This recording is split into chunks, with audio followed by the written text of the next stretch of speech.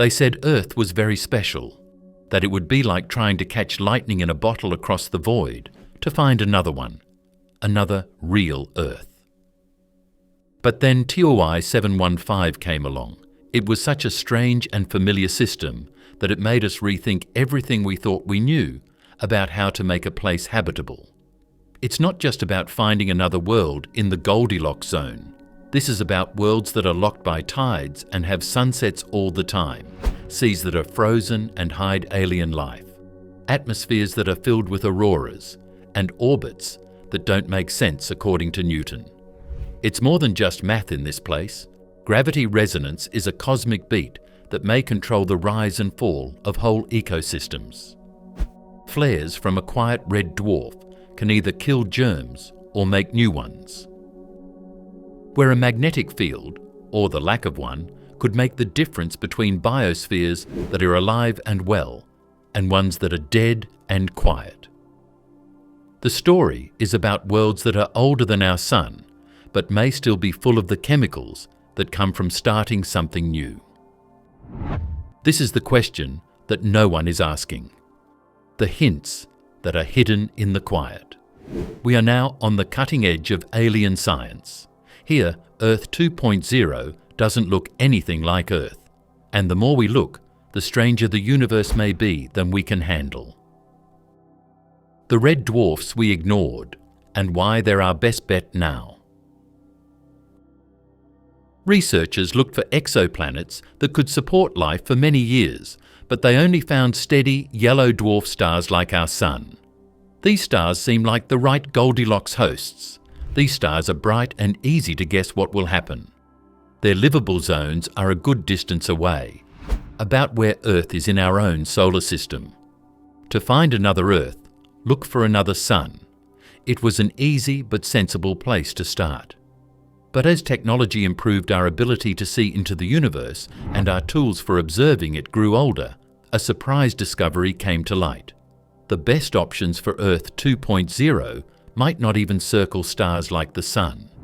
Instead, they could be hidden in the shadows of red dwarfs, which are small, cool stars that we used to barely notice. Red dwarfs, or M-type stars, make up about 70% of all stars in the Milky Way. They are smaller and significantly cooler than our Sun, emitting much less light and heat. For a long time, this made them less attractive in the search for habitable worlds. Their habitable zones, the region around a star where liquid water can exist, are extremely close in, often closer than Mercury is to our Sun. This proximity raised red flags. Such planets would likely be tidally locked, with one side permanently facing the star and the other plunged into endless night. Could life really survive under such extreme conditions? The answer seemed like a clear no. But over time, the assumptions began to crack. Scientists started to ask better questions and got more intriguing answers. For one, tidal locking isn't the death sentence we once thought. In fact, simulations show that a thick enough atmosphere or oceanic currents could redistribute heat efficiently, keeping both the day and night sides habitable. A planet locked to its red dwarf star might experience eternal daylight on one hemisphere, but it wouldn't necessarily become a scorched wasteland. Likewise, the night side, though sunless, could be warmed enough to avoid freezing entirely. Red dwarfs are very careful about how much power they use. Many red dwarfs can live for up to 1 trillion years, while our Sun will only last about 10 billion years. Because the universe is so big, life has a lot more time to grow and change on their worlds. Earth, on the other hand, might only be habitable for a few 100 million years more.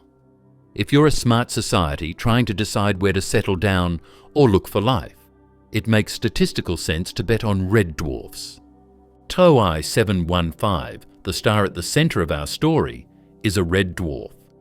And what makes it remarkable isn't just its planetary companions, it's what it represents in the broader shift of astronomical focus. The TOI 715 system is a case study in red dwarf potential. Not only are its planets within the habitable zone, but one is already confirmed to be Earth-sized and rocky. More importantly, the dim nature of the host star makes detecting and analysing the atmospheres of its planets far easier.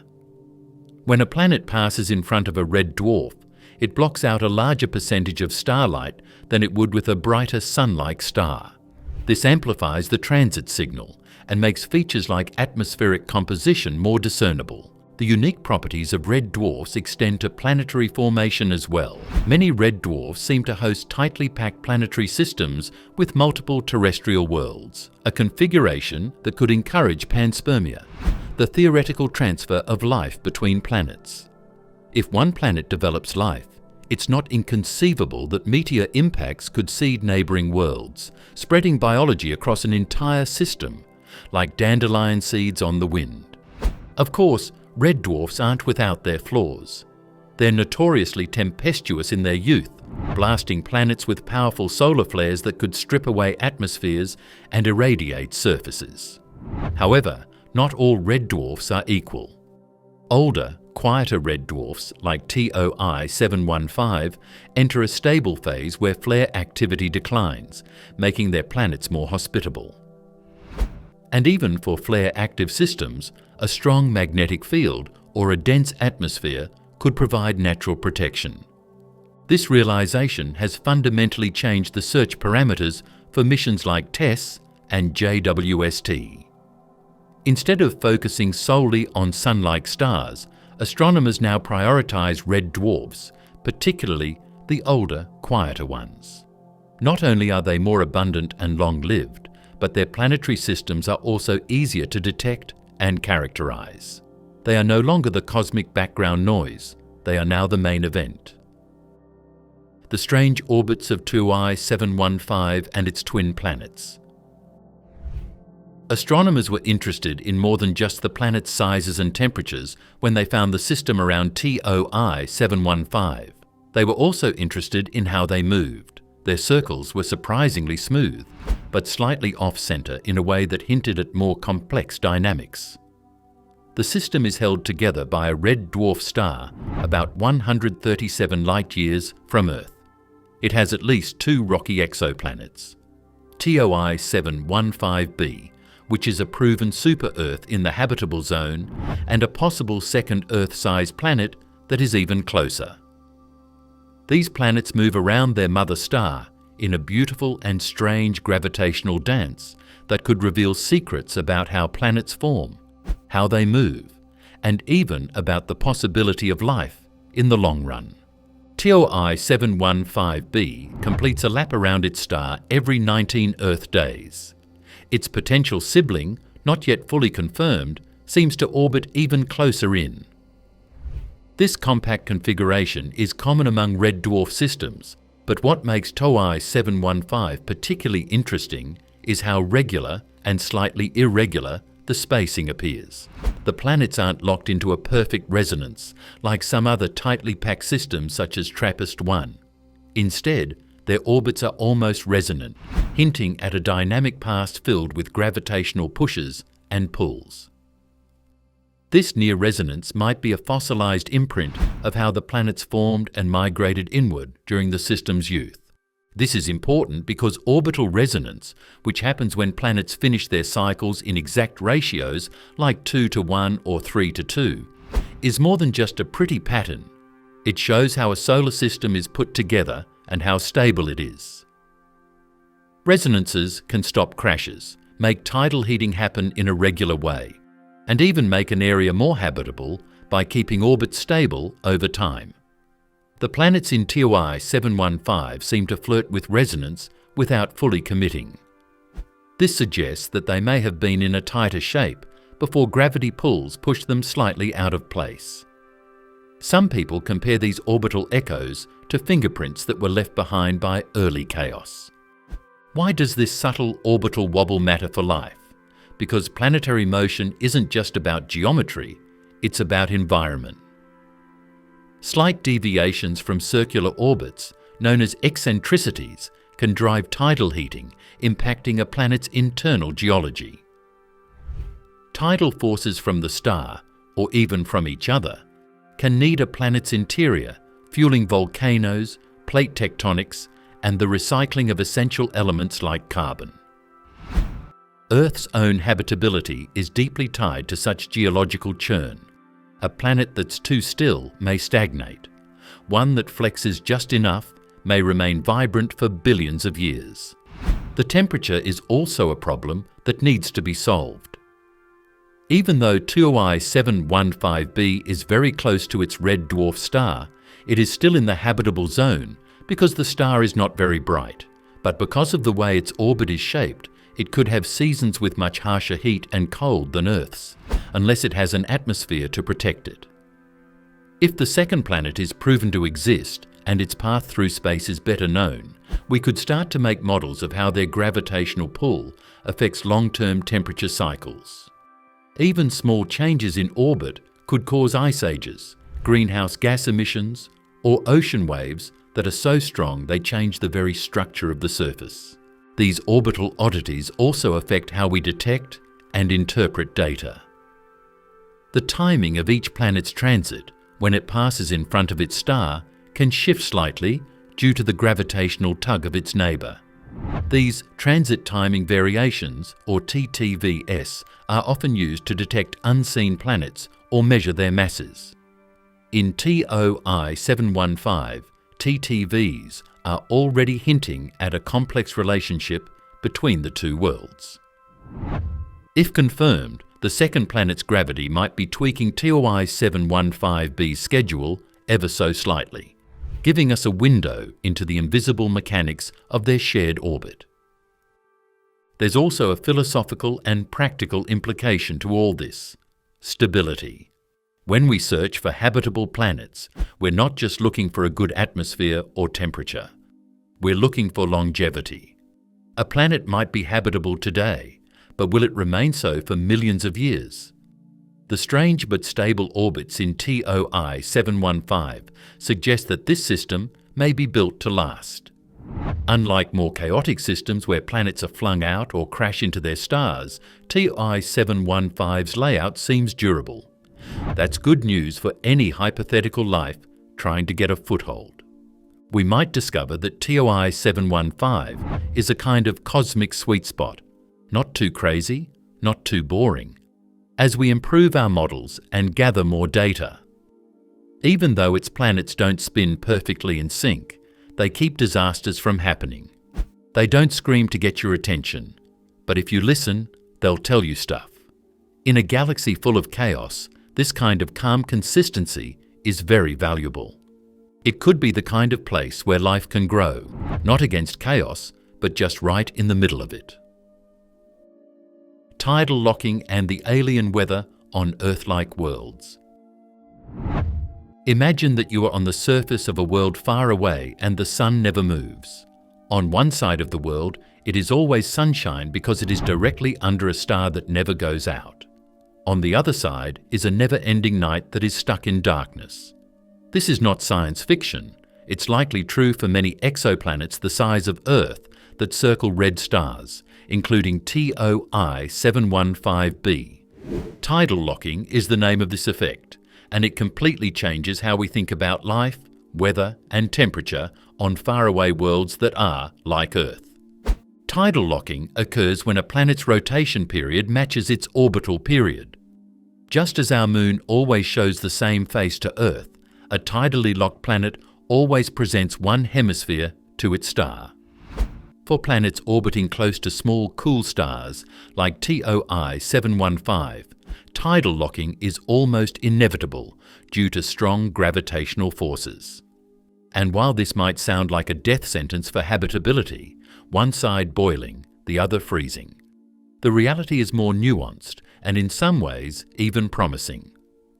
On the day side of a tidally locked planet, temperatures could soar, driving constant convection currents. Heat rises, air expands, and massive updrafts launch particles and moisture skyward. At the substellar point, the exact spot where the star hovers overhead, there might be permanent thunderstorms, fed by constant solar input and rising heat. This boiling sky could form massive cloud banks that reflect sunlight, potentially cooling the surface and preventing a runaway greenhouse effect. Meanwhile, The night side could seem like a place where nothing could survive. Frozen oceans, glaciers the size of continents, and an atmosphere that might even collapse under its own weight if it cools too much. But again, models suggest a more interesting picture. If the planet has a thick enough atmosphere, particularly one rich in greenhouse gases, it could circulate heat from day to night. Powerful winds might race around the terminator, the twilight boundary between light and dark, redistributing energy in a planetary tug-of-war. These jet streams could rival anything on Earth or Jupiter, creating a climate system utterly alien, but potentially stable. This terminator zone, a thin ring of constant dark, is one of the most interesting things about tidally locked worlds. The weather may be just right here. Not too hot. It's not too cold. It's possible that this could be a habitable ring where water stays liquid, photosynthesis can happen, and life could grow in an orange-red sky. This zone, not on huge landmass but in a narrow band between the poles, might be the most likely place for foreign biospheres to form if TOI 715b is tidally locked. How clouds behave is another secret. The Earth spins, which causes clouds to form, move, and disappear. But on a world that is locked in time, cloud cover may stay the same, especially over the substellar point. As a natural temperature, these constant high-altitude clouds could block out a lot of the sun's heat. NASA's climate models show that these clouds might even expand the habitable zone by keeping planets cooler closer to their star. This could turn what appears to be a hot desert into a place where life could start. Weather patterns would also be extreme by Earth standards. With no day-night cycle to drive weather variability, storms might become locked in place. Lightning storms, cyclones, and high-altitude jets could circle endlessly over the same regions. This kind of static chaos could carve unique landscapes, wear down rock formations, and shape atmospheric chemistry in ways we can only begin to imagine. On the night side, if there's enough warmth retained, strange ice flows or sublimating glaciers could slowly migrate toward the terminator, feeding a slow but relentless cycle. What about photosynthesis, the process most Earth life depends on? On a tidally locked planet, life wouldn't experience days or seasons, just constant light or darkness. In the sunlit hemisphere, plants, or whatever passes for them, might evolve to maximize energy absorption without ever closing shop. They wouldn't need to wake up with the sunrise or shut down at dusk. Instead, they might develop thick pigments to handle continuous radiation, or reflective surfaces to avoid overheating. Meanwhile, organisms on the terminator might evolve light harvesting structures adapted to constant dimness, soaking up every photon like a sponge in the twilight. Tidal locking also affects time, at least the way we measure it. On Earth, we define days, months, and years based on celestial cycles, but on a locked planet, there is no day-night rhythm. Time would be solar inert. Civilizations might measure time by orbital position or biological rhythms. Clocks would be meaningless. Calendars would need to be reinvented. It would shape how cultures evolve, how sleep cycles form, and how beings mark the passage of life. Tidal locking changes a lot of things that you know, but it might still let life happen. The hard part isn't picturing these worlds as empty or dangerous, but realizing that strange situations don't always mean they can't be lived in. The sky may not change, the weather may be strange, and the winds may howl from morning to night, but in that strangeness lies the chance for something to grow, change, and come to life. Exoplanet seasons, how tilt could decide life or death. The seasons are more than just a change in the weather on Earth. They're like the planet's breath. The trees wake up in the spring, photosynthesis starts in the summer, seeds are spread in the fall, and animals go into sleep in the winter. But what if a world didn't have any seasons at all? Or what if the seasons were so extreme that adapting and hiding became the only way to stay alive? The answer to this question comes in something that seems very simple: the axial tilt, or obliquity, of a planet. For exoplanets like TOI 715b, this one trait could mean the difference between a world full of life and one stuck in a biological stalemate. Axial tilt is the angle between a planet's rotational axis and its orbital plane. Earth's tilt is about 23.5 degrees, a sweet spot that gives us mild, predictable seasons. But that number is not fixed. Over millennia, Earth's tilt wobbles due to gravitational interactions, mostly with the Moon and other planets. Luckily for us, this wobble is relatively stable. But what happens on a planet without such stabilizers? Let's start with a low obliquity planet, one that spins nearly upright, like Mercury. These worlds experience very little seasonal change. Temperatures remain consistent throughout the year, meaning that ecosystems wouldn't be driven by seasonal cycles. At first glance, this might sound ideal. No winter die-offs, no extreme summers, just stability. But therein lies the problem: stagnation. On Earth, many biological processes, from flowering to migration, are triggered by seasonal cues. A world without seasons might struggle to sustain dynamic, adaptable life. It could be a world of biological inertia. Think about a world that is tilted 60, 70, or even 90 degrees. Uranus, for example, is pretty much lying on its side. Seasons would be very harsh and extreme on those worlds. If one pole faces the star for months or years, it might be very hot in the summer, while the other pole goes through a long, dark winter. After that, they'd switch. The weather would change over time instead of based on distance. The equator could be cold, and the poles could be hot.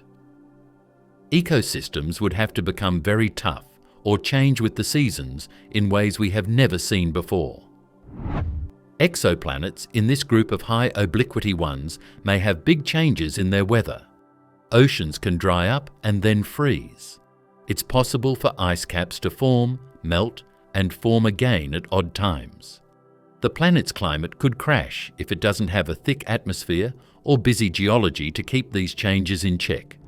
The worst thing that could happen is that such a planet could enter a snowball state, in which ice slowly melts from the poles and freezes the whole world for a very long time. But obliquity doesn't just affect surface temperature, it also shapes atmospheric circulation, storm formation, ocean currents, and even the chemistry of the upper atmosphere. On Earth, our moderate tilt drives trade winds and monsoons. On a highly tilted world, the entire concept of climate zones might be turned sideways, literally. Seasons might not be localized to hemispheres, but to time cycles, where the entire planet's climate system flips upside down every orbit. Interestingly, this could make windows of habitability, or short-term places where people could live. For instance, during a long summer, temperatures in the polar regions might reach those on Earth, melting ice and allowing plants and animals to grow. But when the seasons change, living things would have to sleep, move, or die. This flash habitability could mean that life exists in waves, rising and falling, like the cycles of the planets. Planets in systems with more than one planet, like TOI 715, are more likely to become spin unstable. Chaotic obliquity is when obliquity changes wildly over time because of reactions between planets' gravitational pulls. A few million years from now, the planet will be tilted like Earth, but right now it will be shaking like a top. These changes could have a huge effect on the climate, wiping out species and starting the process of development all over again. Tidal locking and obliquity go hand in hand. For many planets that are close to their stars, they may have a tilt at first but lose it as the tides lock them in place. The locking process keeps the axis stable, but it does so at the expense of the seasons. So, a planet like TOI 715b may have had a lively climate that changed with the seasons in the past, but as its circle got smaller, it became stuck in rotational stillness. Scientists call these places obliquity habitability zones, and they may have some exoplanets that could support life.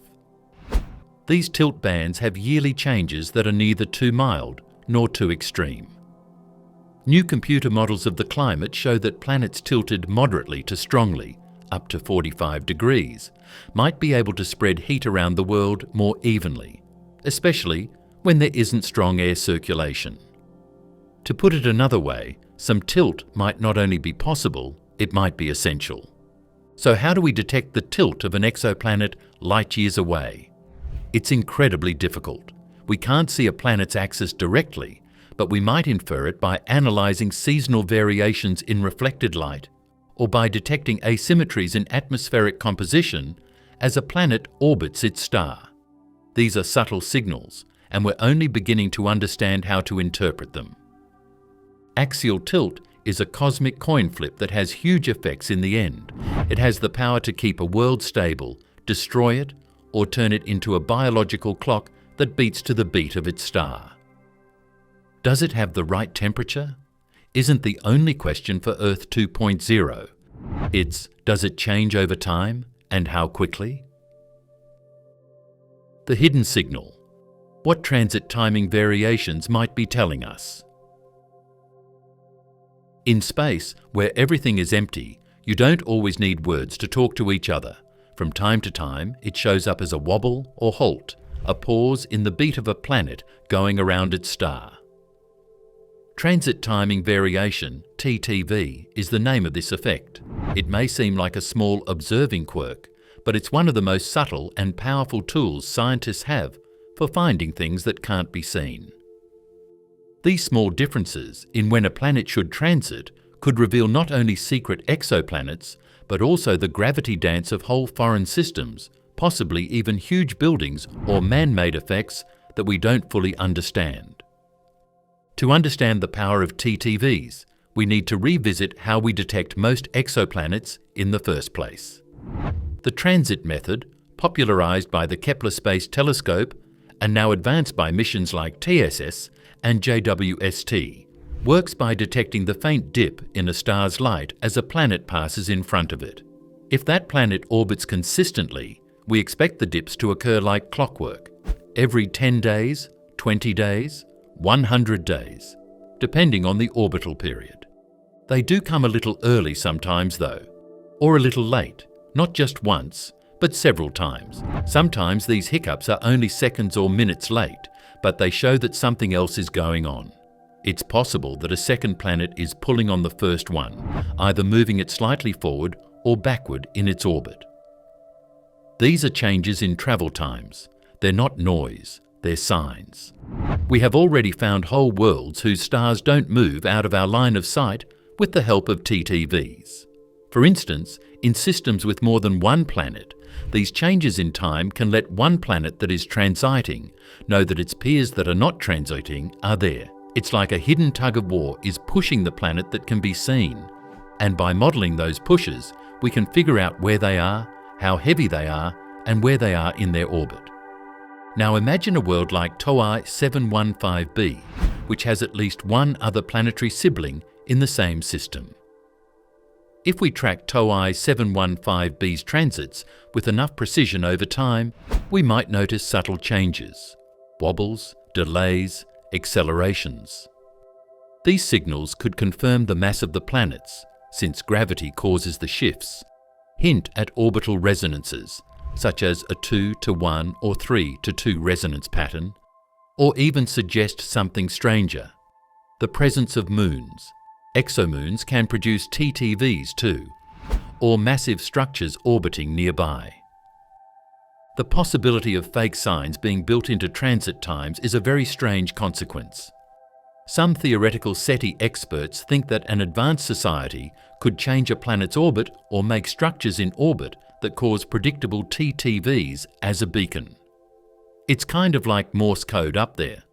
While this is still just a guess, the fact that TTVs can be measured so precisely means that even small differences may someday be cause for more research.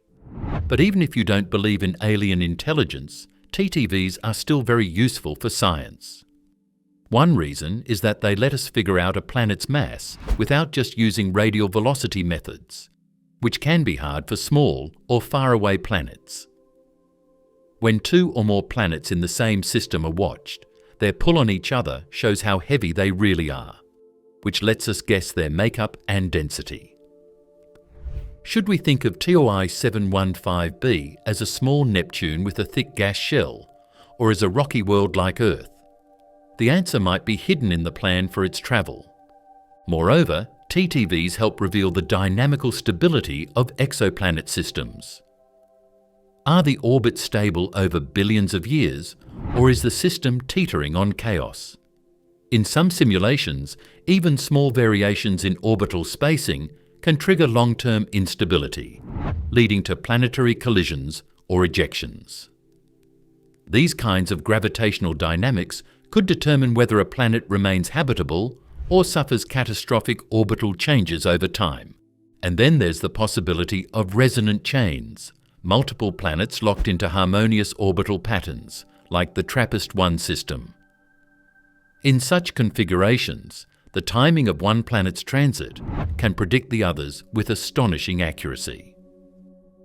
If TOI 715 contains such a system, its TTVs could be singing in perfect harmony, a kind of celestial chord strummed across light years.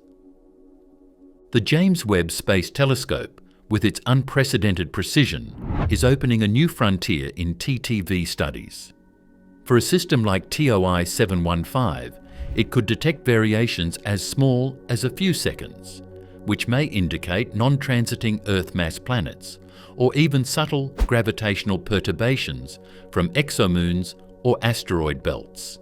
Each of these discoveries deepens our understanding not just of the planets we see, but of the vast and complicated ecosystems of planetary systems they belong to.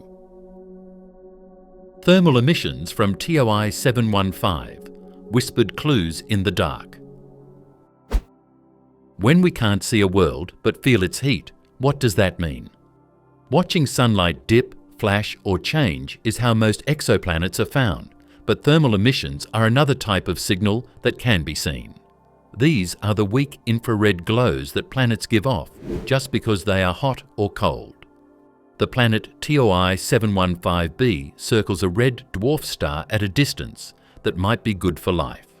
Its heat signature could be one of the best ways to tell if it's just another rock in space, or if it's something much more interesting.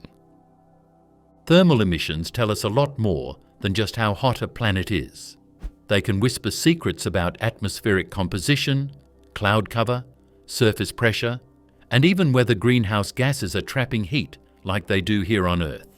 When combined with other methods, these faint infrared signals could help us answer one of the biggest questions in the cosmos. Is TOI 715b habitable? Every object in the universe radiates energy. The hotter it is, the more it radiates, and at specific wavelengths. Planets don't emit visible light like stars, but they do glow in the infrared. Thanks to powerful telescopes like JWST, James Webb Space Telescope, we're now able to detect this glow, even when the planet is too far to be seen directly. By capturing infrared data during specific phases of a planet's orbit, such as secondary eclipses, when the planet passes behind its star, we can subtract the star's light and isolate the planet's own thermal fingerprint.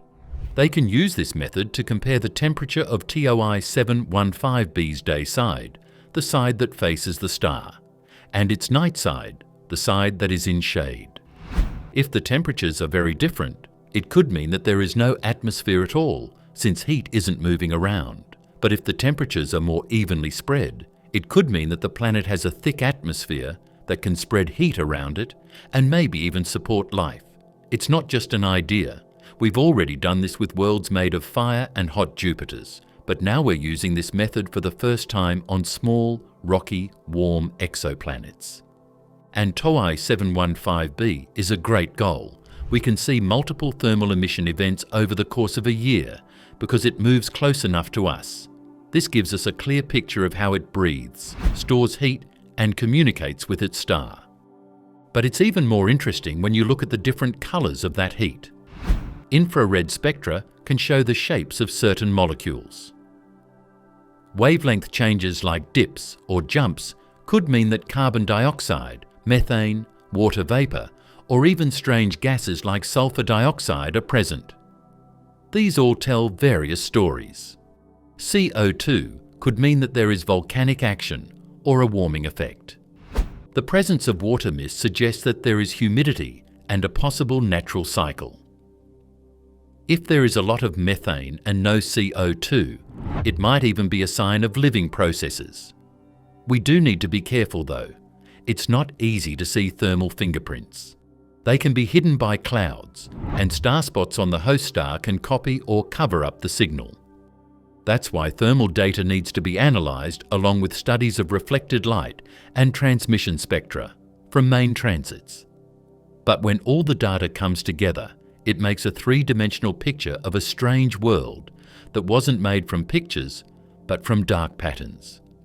If TWI 715b has lava plains, ice caps, or even ocean basins, those features will reflect and emit heat differently. Lava-covered areas emit intense, fluctuating infrared signals. Icy regions reflect light and cool rapidly.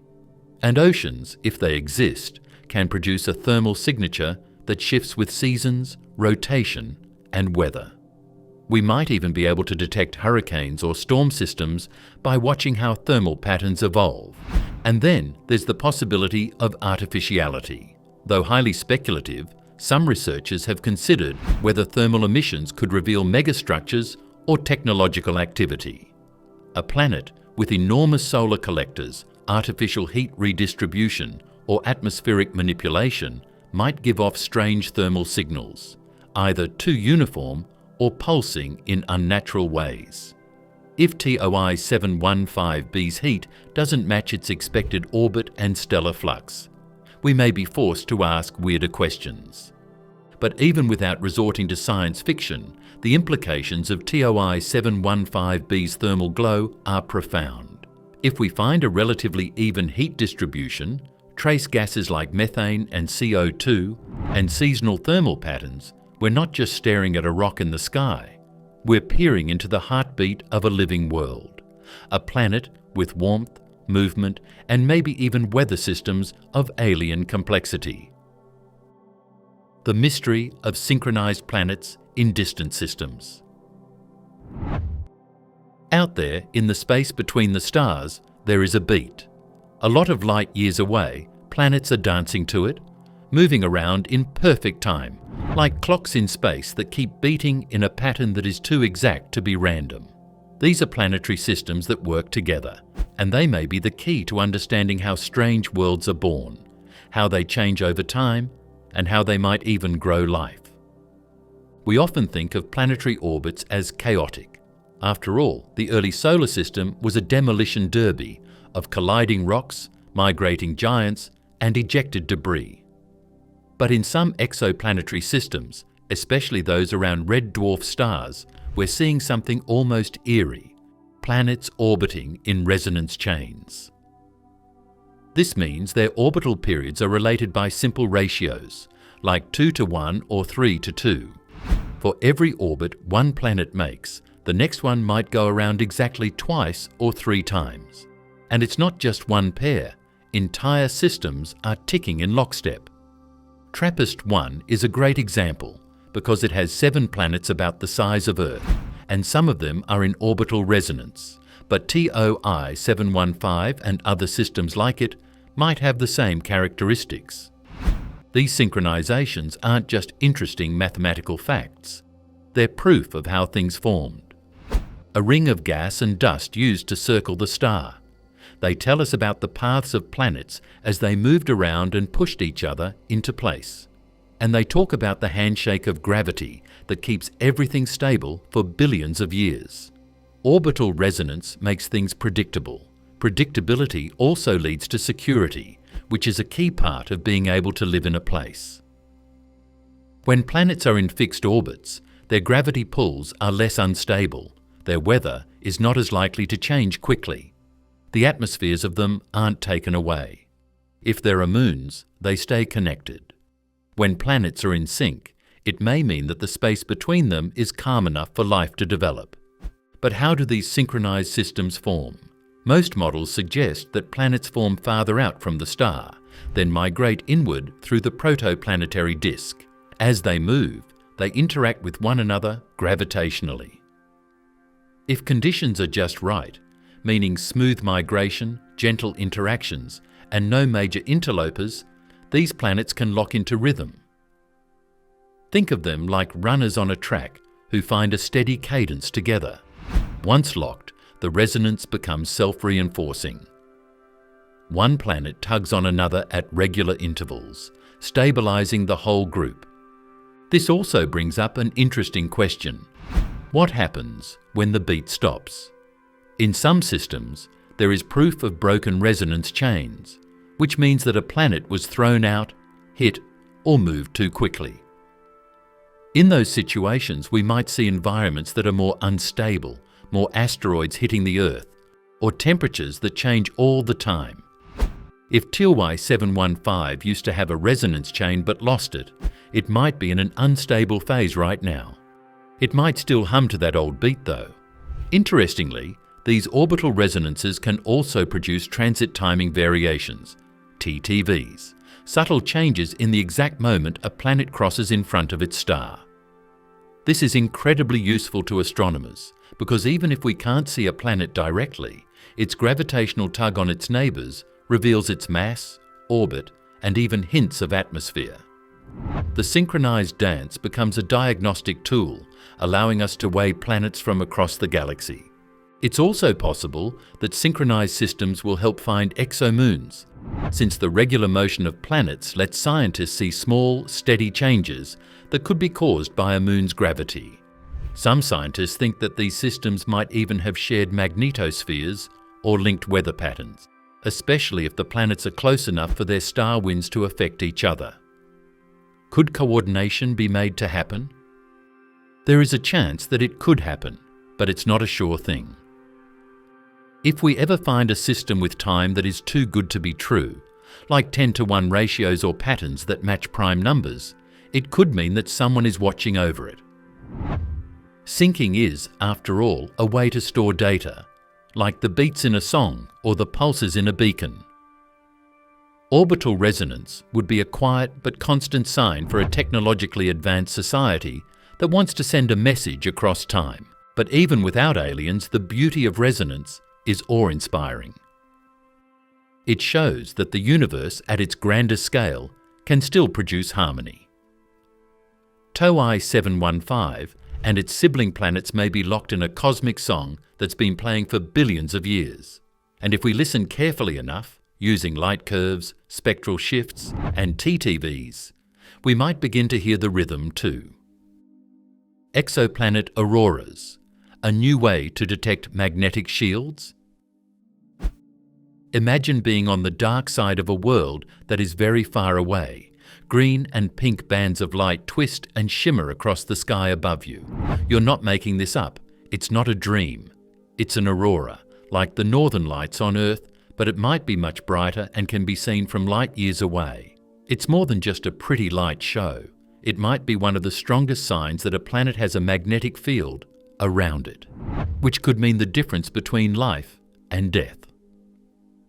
Earth's auroras are caused by charged particles from the Sun slamming into our planet's magnetic field, which funnels them toward the poles where they excite atmospheric gases, creating light. It's more than a spectacle, it's a shield. Our magnetic field deflects solar radiation that would otherwise strip away the atmosphere and fry DNA.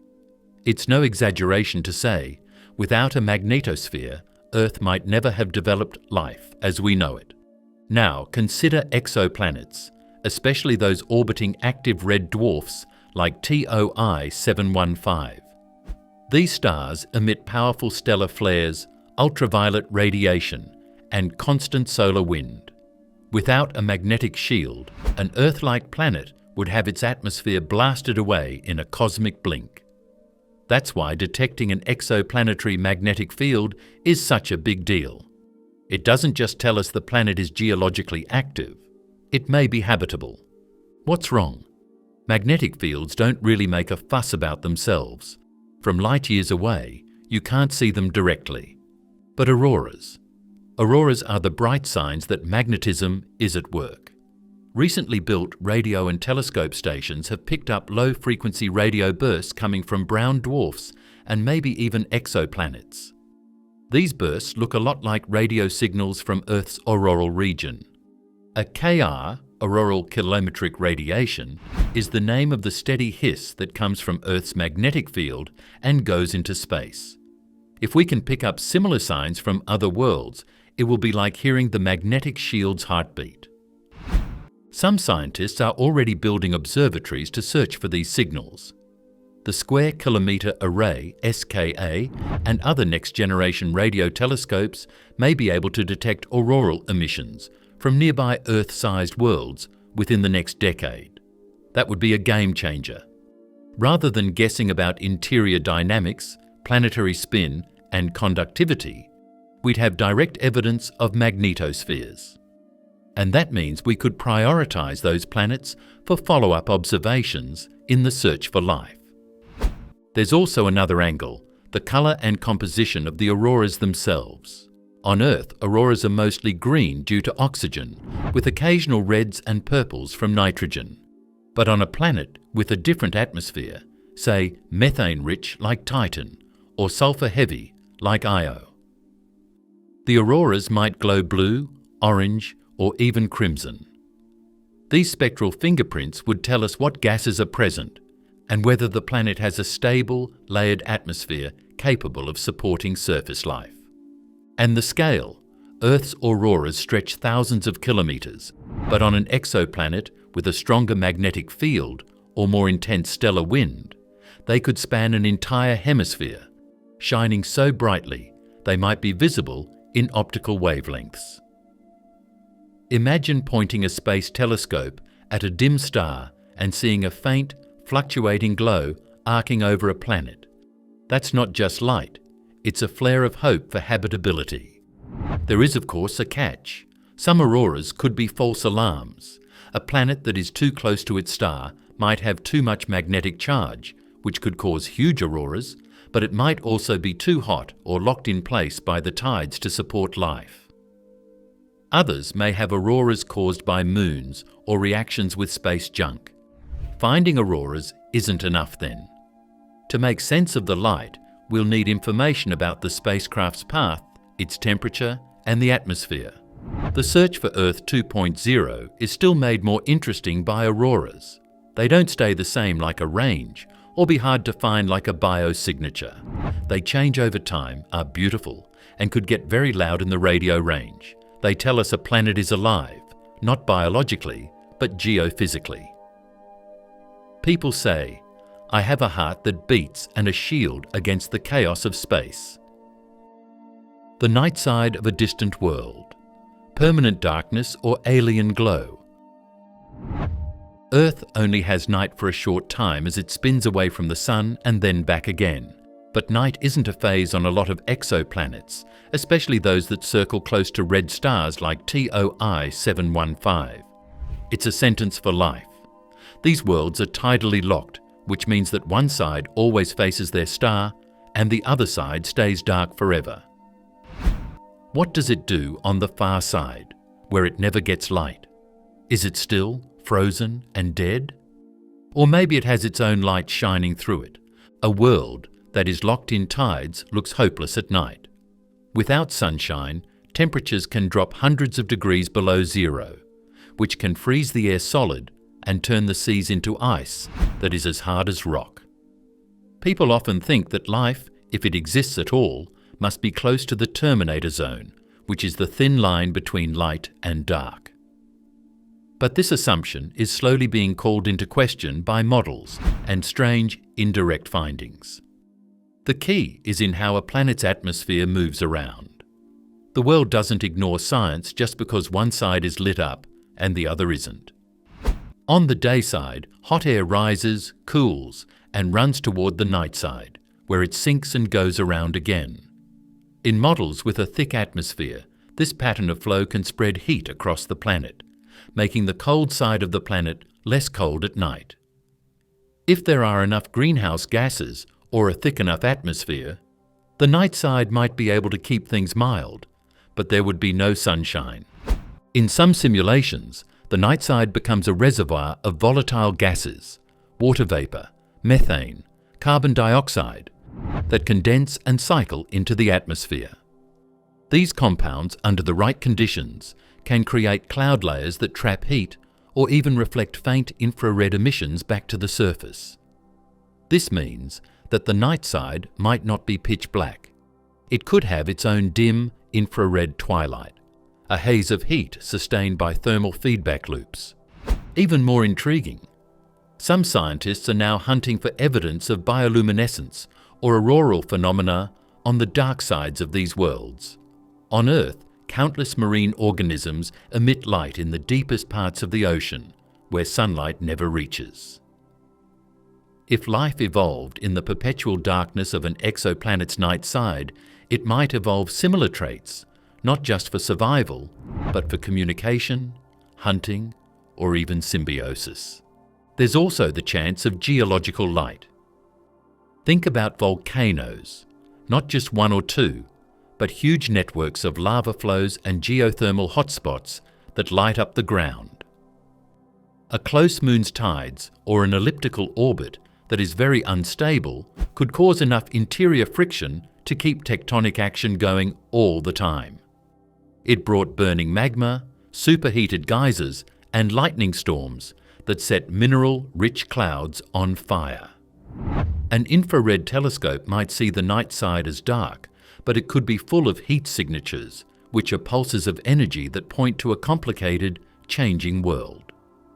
Imagine a society from another planet that has learned to live in the dark. Their eyes were tuned to pick up on faint heat instead of light. Their towns aren't lit up by street lamps, but by bioluminescence that is regulated. The sun doesn't mean anything to them. They fear it. Light for them means danger, radiation, and being open.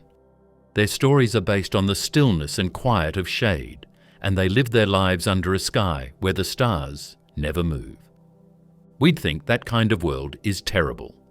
But what about them? It could be heaven. That being said, there are also science problems. If the night side of a planet is too cold, it could form cold traps, which are places where volatiles like CO2 or H2O freeze over, and the atmosphere falls apart.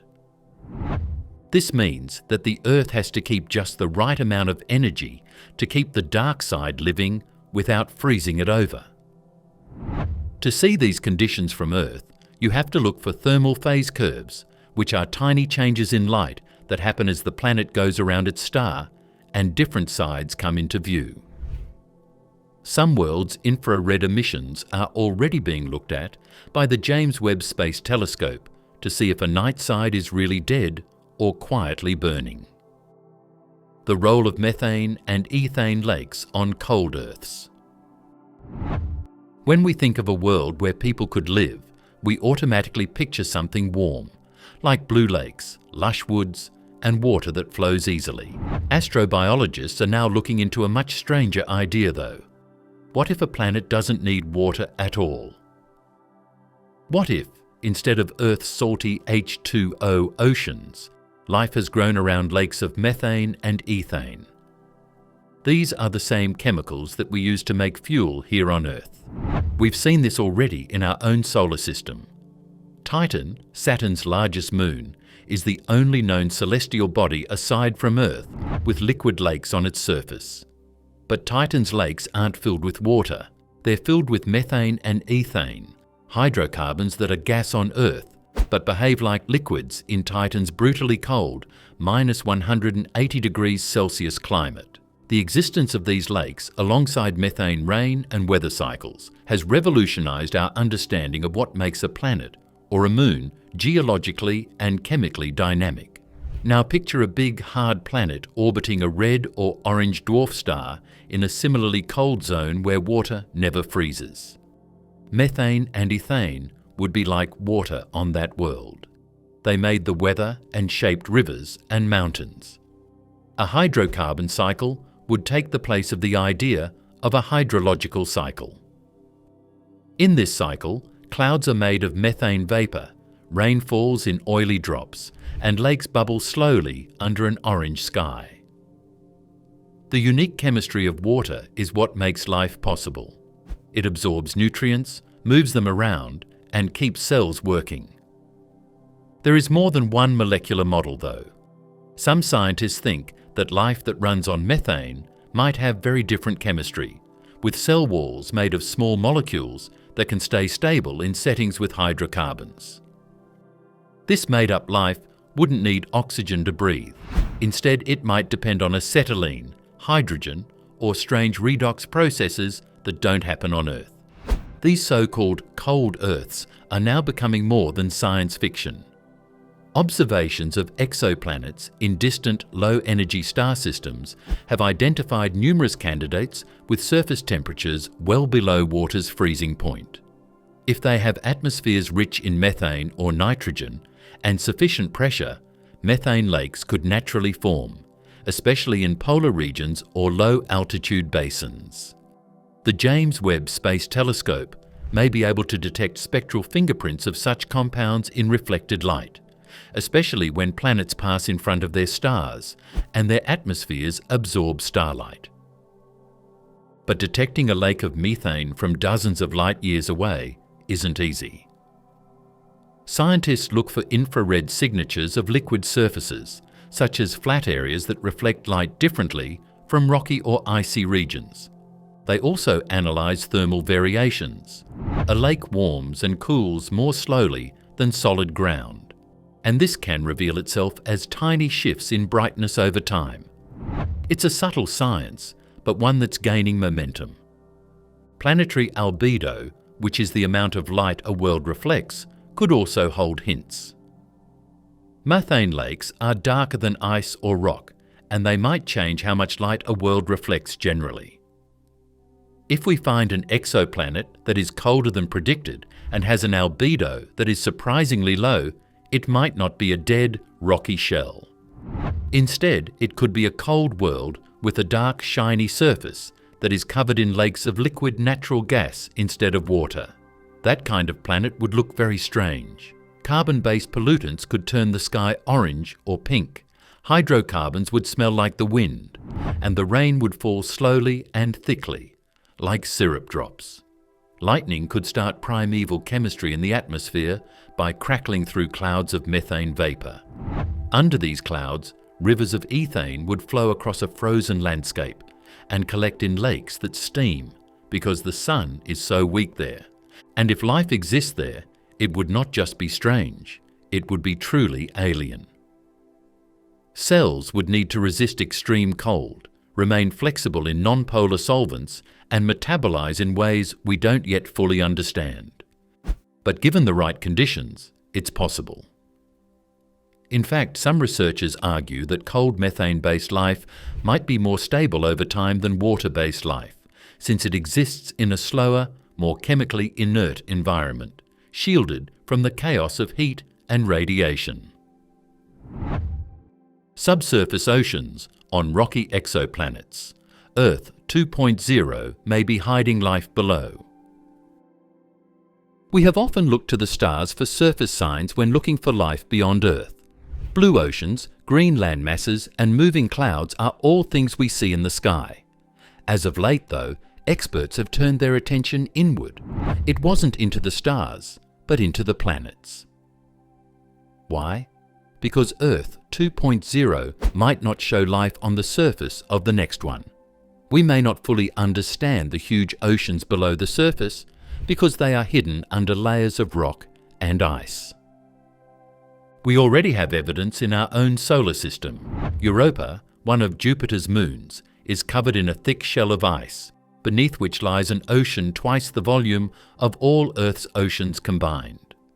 Enceladus, orbiting Saturn, has geysers that shoot water vapor and organic molecules into space, clear signs of a liquid ocean below. Even Ganymede and Titan may harbor these hidden seas.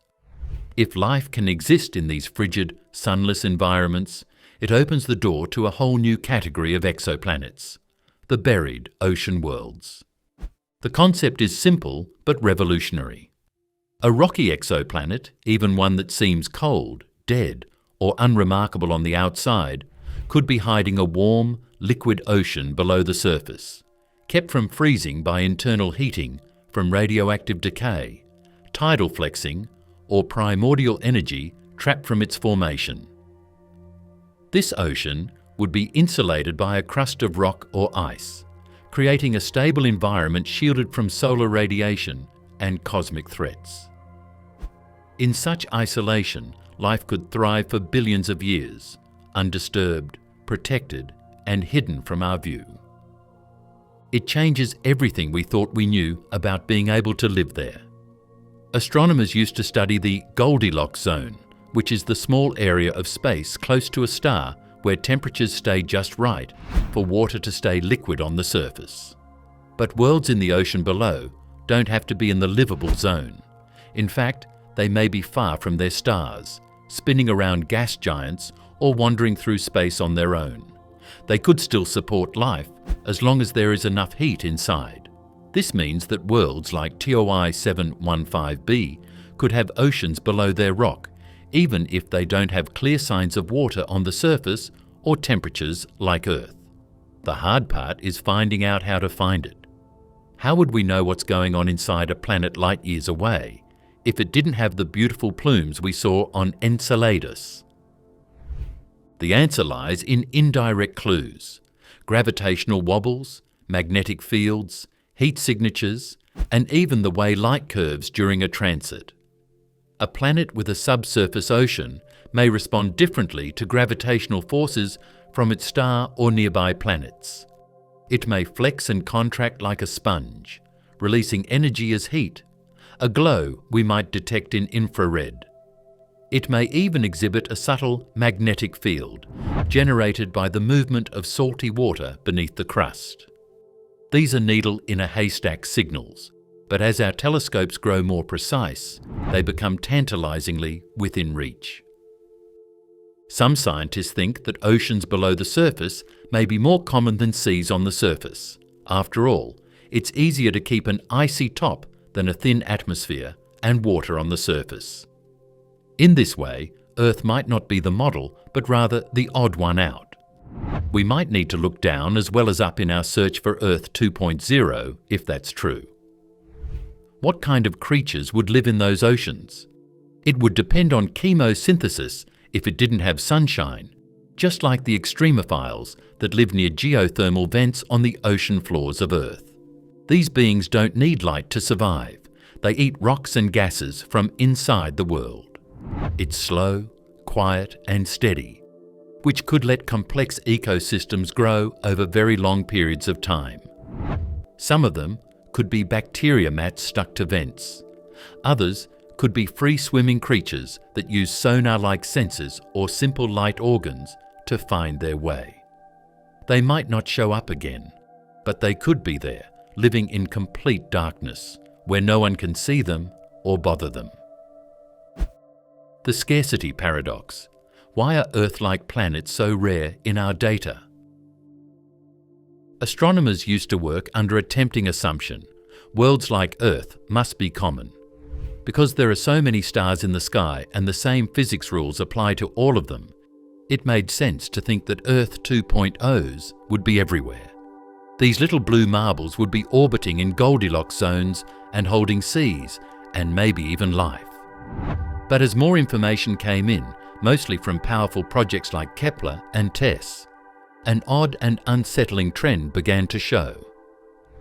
True Earth analogues are very uncommon, much less common than we thought. This is known as the scarcity paradox. Now we know that exoplanets are actually very common. Almost every star has at least one. But planets the size of Earth in orbits like Earth's? Not really. Most of the time, we find huge Earths and small Neptunes instead. These are worlds that are bigger, gassier, and less friendly than our own. In fact, there's a strange radius valley in data on planet sizes. This is a drop in planets between 1.5 and 2 Earth radii that separates hard worlds from gas-filled ones. And Earth? It's right on the edge of that line, in a small area of planetary possibility that doesn't seem to happen very often. Observational bias is one reason. It's just harder to find smaller planets, especially ones that are farther from their stars. With Kepler, it was easy to find hot Jupiters and super-Earths in close orbits around their stars. Worlds like Earth that revolve around other stars once a year are like pins stuck in a haystack. Models say that Earth twins should be more common than what we see, even when that bias is taken into account. So maybe it's not just a data problem. Maybe it's a real phenomenon, a cosmic oddity with staggering implications. What if Earth, with its plate tectonics, magnetic field, complex atmosphere, and stable climate, is not a typical rocky planet, but an extreme outlier? First, consider plate tectonics. Our shifting continents help regulate carbon dioxide, preventing runaway greenhouse effects or global freezing. Yet not all rocky planets exhibit this behaviour. Without it, climates can spiral into chaos. Second, our Moon plays a stabilising role, dampening extreme axial wobbles and helping maintain long-term climate stability. Giant moons like ours are surprisingly rare. Third, we have a protective magnetic field that shields us from solar radiation and prevents our atmosphere from being stripped away, a feature not guaranteed for even similar-sized planets.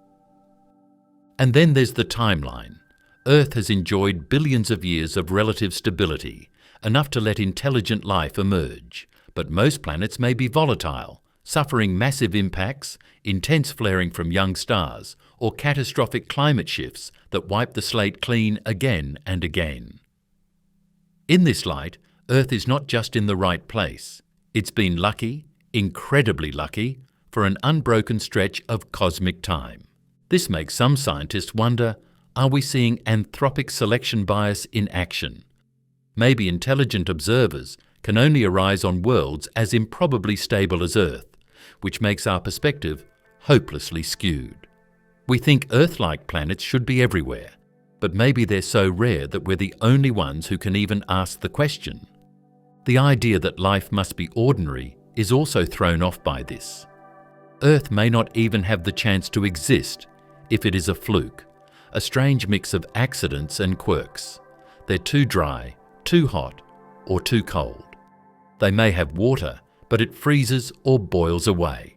Or a strange planet hits them. Or their star lights up like a demon. There are many ways that things could go wrong. Good job, that could happen only once in a galaxy. Even 20I 715b, which looks good in some ways, could be a fake. It is in the zone where people can live. It's about the same size. We can't tell if it's another Earth or Venus in hiding because we don't know its atmosphere, how it works inside, or its past. To the heart of the scarcity paradox lies this idea.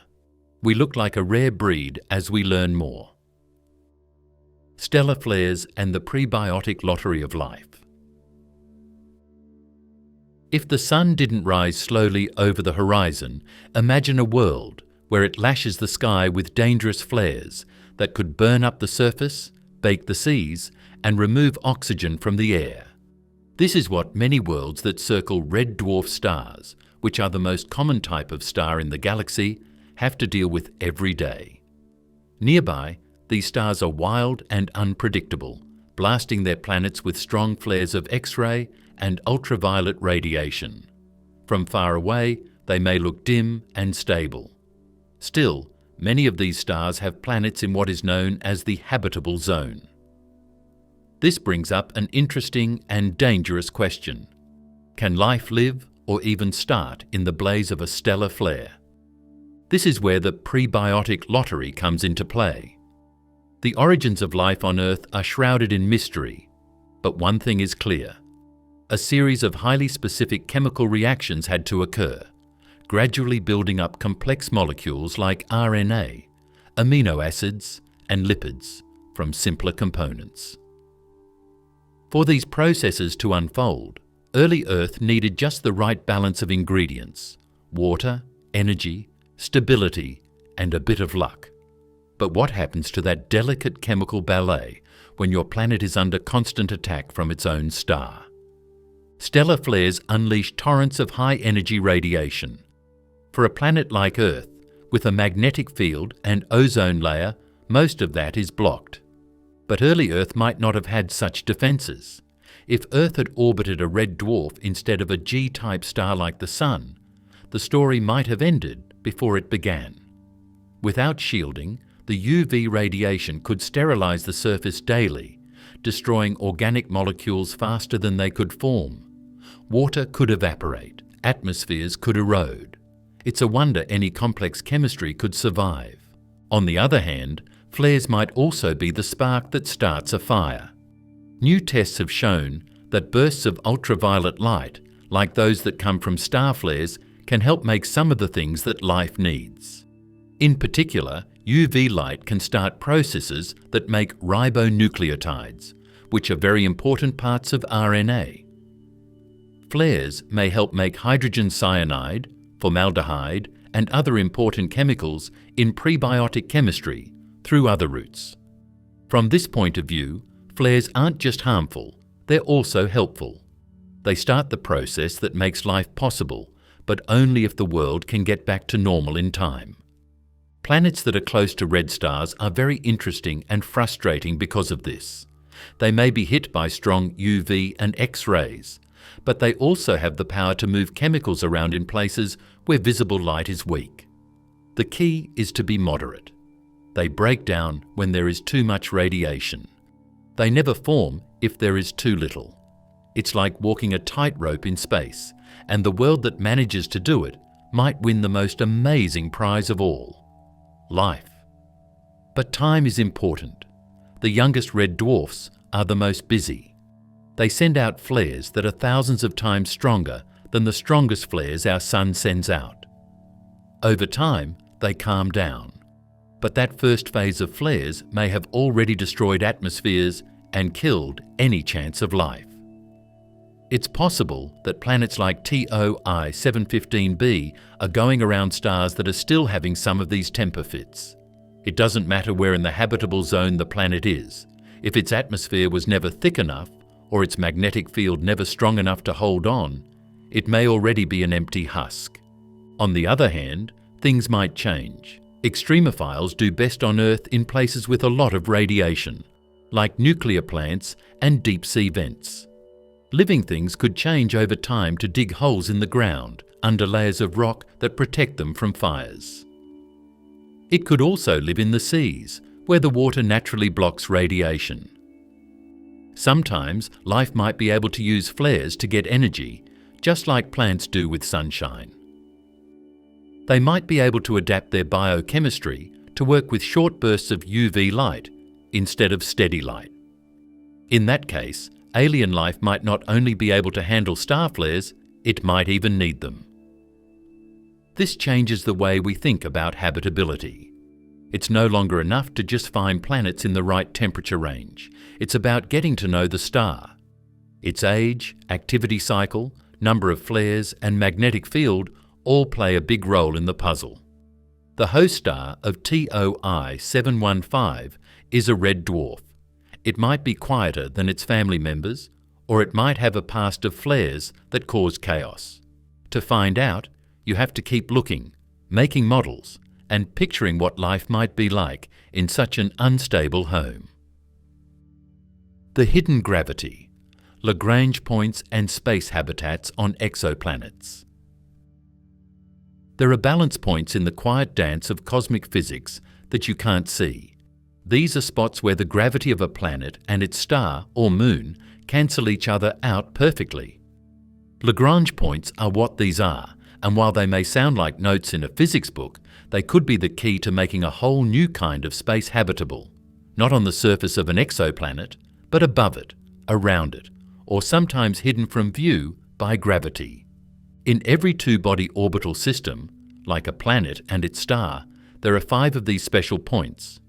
L1, L2, and L3 sit along the line connecting the two bodies. L4 and L5 form equilateral triangles with them trailing or leading the planet in its orbit. These last two are particularly stable and fascinating. In our own solar system, Jupiter's L4 and L5 are home to swarms of Trojan asteroids, locked in orbit for billions of years. And Earth? We've got some too, though they're much smaller. Now picture a planet like Earth orbiting a faraway star, maybe TOI 715b. Could there be more than rocks and dust at its L4 and L5 points? Could they hold mini-worlds, moonlets, or even man-made homes? Now things start to get interesting. First, consider naturally occurring objects. Some models suggest that small planetary bodies could coalesce in these zones, forming co-orbital companions that share an orbit but never collide. If one of those companions had water or the right chemistry, it could become a tiny haven for life, a biological hitchhiker riding shotgun around a much larger Earth analogue. Some even propose that Lagrange points might collect interstellar debris over time, concentrating rare materials or even prebiotic molecules. But let's push further. What if intelligent life evolved on a planet like TOI 715b and wanted to expand, not by colonizing harsh alien surfaces, but by building space habitats in Lagrange points? These locations provide constant sunlight, gravitational stability, and minimal orbital corrections, ideal for megastructures, solar stations, or even entire rotating space colonies. In fact, many future-facing thinkers on Earth envision our own species doing this very thing, placing O'Neill cylinders or Dyson swarms at Earth's L4 and L5. That the first signs of intelligent aliens might not come from radio waves or huge cities on other worlds, but from infrared heat signatures or strange shadow patterns coming from these gravity blind spots, is an interesting thought. Lagrange points aren't just found around planets and stars, they're also found in systems with moons and planets. That means that exomoons that circle gas giants might have their own stable gravitational areas, small safe spaces where environments that support life could grow. A gas giant could protect against radiation, act as a base for gravity, and provide energy. Lagrange zones, on the other hand, are places where the atmosphere can stay in place or biospheres can move. Lagrange points in the atmosphere are another option. Some experts think that stable positions might exist in the thick atmospheres of planets, where gravity and buoyancy cancel each other out and allow for cloud-based life or buildings that float. This is already being studied on worlds like Venus, which has thick clouds that spin very fast. Could alien worlds have similar zones? If so, could they be home to strange creatures that live in the air and never touch the ground? Also, let's not forget about looking through a telescope. A lot of our most powerful space telescopes, like the James Webb, are fixed at L2. This keeps them in a stable line with Earth. That means that if we ever find evidence of man-made buildings or strange heat sources close to a planet's Lagrange points, it could be the most alien engineering we've ever seen. But the challenge lies in detection. Lagrange objects are often small, faint, and fast-moving across our line of sight. Unless they transit the star or reflect a lot of light, they're nearly invisible to our current instruments. But if we know where to look and what signatures to expect, we might start seeing strange anomalies that don't quite fit with natural planetary models. Odd periodic dips, glows that shouldn't exist, echoes of something not on the planet but dancing beside it. Life in binary systems. Can a world have two suns and stay habitable? When you picture an alien world with two suns, chances are your mind flashes to that iconic shot of Luke Skywalker staring at a double sunset on Tatooine. Science fiction made the idea look poetic, but what if it's not just poetic? It's plausible. In fact, binary star systems aren't rare in the cosmos. They're the norm. Over half the stars in our galaxy are part of a binary or multiple star system. So the real question is, can life survive thrive even, on a planet caught between two burning stars. There are many different kinds of binary star systems, but there are two main types of planets: those that orbit around the binary stars and those that orbit around the stars themselves. Planets in a circumbinary circle around both stars at the same time, like a hula hoop spinning around a pair of bright stars in the middle. The gravitational pull of both stars is strong enough for these worlds to stay with both of them. The Kepler project from NASA has confirmed more than a dozen of these worlds. The famous Kepler 16b is one of them. It looks a lot like Tatooine, but it's a gas giant and probably doesn't have life as we know it. Then you have circumstellar planets, those that orbit just one star in the binary, while the second star orbits further out. These systems are more common and can be surprisingly stable depending on the distance between the stars. If the second star is far enough away, it acts almost like a background influence, tugging slightly but not disrupting the inner planetary ballet. In some cases, this configuration might even help life by regulating orbital eccentricities or adding heat when the main star wanes. The real question is whether or not the system is habitable, or whether it has the safe temperature range and regular orbits that life needs. Dual stars can throw off the seasons, make temperature changes crazy, and mess up the day-night cycle, but not all the time. In many models, circumbinary planets can settle into paths that are fairly stable, with a habitable zone that doesn't change much over thousands of years. It's like living in a house with a dimmer switch. The lights change, but not so much that they burn the furniture or freeze the pipes. On top of that, some ideas say that binary systems might be safer from cosmic dangers. If two stars' magnetic fields meet, they could protect a world from galactic radiation better. In terms of gravity, having two suns might lower the number of rocks and planets that crash into the habitable zone, which would lower the risk of extinction. Of course, if the stars are too close together, their gravity could throw planets off track or into one of the stars. Now, picture a world with two stars circling around each other in perfect harmony. One sun rises and sets at the same time, making some parts of the world always lit up, or giving the sky long golden hours. There would be different rules for how life would develop here. A wider range of light levels might help plants make food. Light and sleep patterns could not be connected at all. Evolution would reward people who can change and last a long time. But there's also the matter of how people would live in such a world. Could our bodies handle having longer days and nights? Could we make circadian rhythms that work with a sky that never goes dark? What would that do to psychology, farming, or mood? The best part is this. As far as we know, Toei 715 is not part of a binary system. However, many of its red dwarf neighbours are.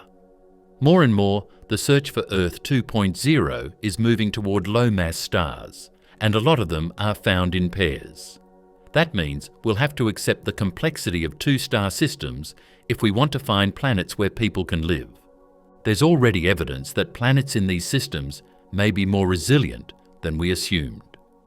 Kepler 47 hosts multiple planets in a circumbinary configuration, and Kepler 453b spends part of its orbit in the habitable zone. If any of those worlds have moons, internal heating, or dense atmospheres, they could provide the right conditions for habitability, even if it doesn't look like Earth at all. Echoes of alien civilizations. Radio shadows around Toei 715. One of the most exciting ideas in our search for life beyond Earth isn't finding animals or biosignatures, but finding technosignatures.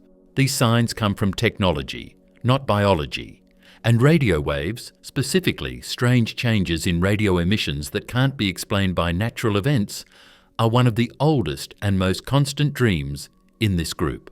When these strange things happen near systems like TOI 715, they might look like what some researchers call radio shadows. These are odd, repeating silences or interference patterns that make it seem like someone is trying to mess with, change, or even broadcast from an unknown source. To understand why this matters, consider how Earth would appear to an alien observer. From dozens of light years away, the first signs of us wouldn't be our lights or cities. It would be our radio leakage. Everything from television signals to military radars bleeds out into space, forming a bubble of detectable human activity. That bubble has now expanded more than 100 light years in diameter. If another civilization had similar technology, we might detect unexpected narrowband radio emissions coming from a star system that doesn't have any known natural sources to explain them. Here's TOI 715, a red dwarf that is mostly quiet and has a planet in the habitable zone called 715b, along with possibly other planets.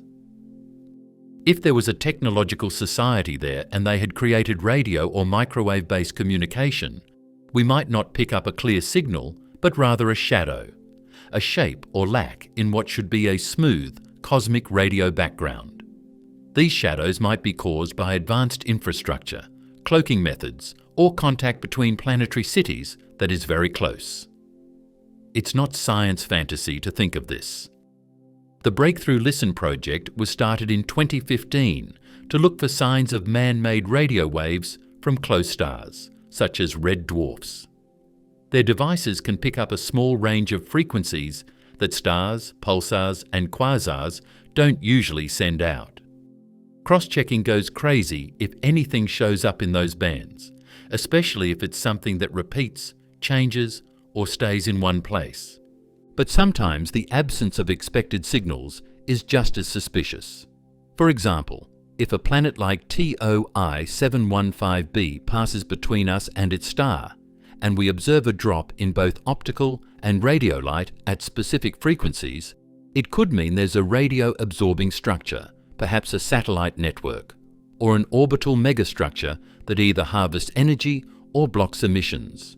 This leads into the controversial and speculative domain of cloaked civilizations, the idea that advanced life may deliberately avoid detection. Whether for defensive reasons, cultural philosophy, or simply irrelevance, such civilizations might design their technology to be undetectable. In this case, radio shadows might be artifacts of intentional silence, a civilization that knows we're watching and chooses to remain hidden. It's also possible to find mirrored signals, which are radio waves that bounce off the surfaces or atmospheres of planets in ways that look like they were shaped by humans. It's possible that these reflections look like echoes or signal changes that can't be explained by known astronomical laws. For instance, if TOI 715b had a network of satellites or tall structures in its atmosphere, the star's natural radio light could show what those structures look like, even if they don't send out any signals themselves. Another view? Sense of pulses. Some experts think that very advanced societies might be able to talk to each other across the stars by using pulse compression or burst messaging. They are short and sharp, and it's easy to miss them if you aren't watching the right band at the right time. We might not notice TOI 715b if it only sent out one pulse a year, or even once every 10 years. Repeated tracking, on the other hand, might finally find a pattern that was hidden by the noise. Despite the low odds, the idea remains a cornerstone of many SETI-inspired missions. Listen long enough, with the right instruments, and you might hear something. What's cool is that red dwarfs like TOI 715 are now popular targets. Because they are small and don't give off much light, it's easier to find their planets, and radio oddities are easier to pick out than with stars that are more chaotic or noisy. For some reason, we think that TOI 715 is the most likely star system to have a deliberate signal or a strange silence. Geochemical clues from afar. Spectral traces of planetary history. Look at a planet's light instead of its books or buildings to learn about its history, in particular, the range of light that hits its surface and atmosphere or bounces off of them. The fascinating field of spectroscopy combines geology and astronomy. It may be the best way for us to learn about the past of Earth 2.0 without ever having to visit it. Around distant stars like TOI 715, exoplanets reveal themselves not just through shadows during transit, but through the fingerprints they leave in starlight. When starlight passes through a planet's atmosphere or reflects off its surface, it gets subtly altered. Certain wavelengths get absorbed or enhanced depending on what materials are present. Scientists use this distorted starlight to build spectral profiles which can tell us what a planet's atmosphere is made of and, more intriguingly, what might lie on its surface. What can we learn about geochemistry from 130 light-years away? A good amount. Let's say we find a lot of carbon dioxide in the atmosphere of an alien. That could mean a lot of different things, like volcanic action, a greenhouse effect, or even organic matter breaking down. But let's say we also find sulfur dioxide, methane, or hydrogen sulfide. These are gases that are often found in geothermal systems or volcanoes that release a lot of gas. That starts to paint a picture of a world that is changing geologically, with things going on below the rock. When we see changes in time, these chemical fingerprints become even stronger, which means the atmosphere isn't staying the same. It's possible that methane levels rise and fall with the seasons, or that sulfur compounds rise after certain transits. We can't see a single mountain or valley, so that could mean that there have been volcanic events, asteroids hitting the Earth, or periodic geological processes. TOI 715b, bathed in the glow of its red dwarf sun, has a thin haze of oxidized metals in its upper atmosphere. That could mean the surface has iron-rich rocks undergoing weathering, just like early Earth did billions of years ago. Or we might detect carbonates, suggesting that oceans once covered the surface and left behind rocky remnants like Earth's limestone beds. In essence, spectral geochemistry lets us piece together an archaeological record of the planet's past, hidden in its light. For example, a world rich in oxygen but devoid of water vapour could mean a runaway greenhouse effect boiled away its oceans, like Venus. Or a complete absence of atmospheric gases that should be there, like nitrogen, might point to a cataclysmic event that stripped the atmosphere long ago. A planet might also lack certain key biosignature gases that we associate with life, such as methane, nitrous oxide, or even dimethyl sulfide, suggesting either life never arose or was wiped out in a mass extinction.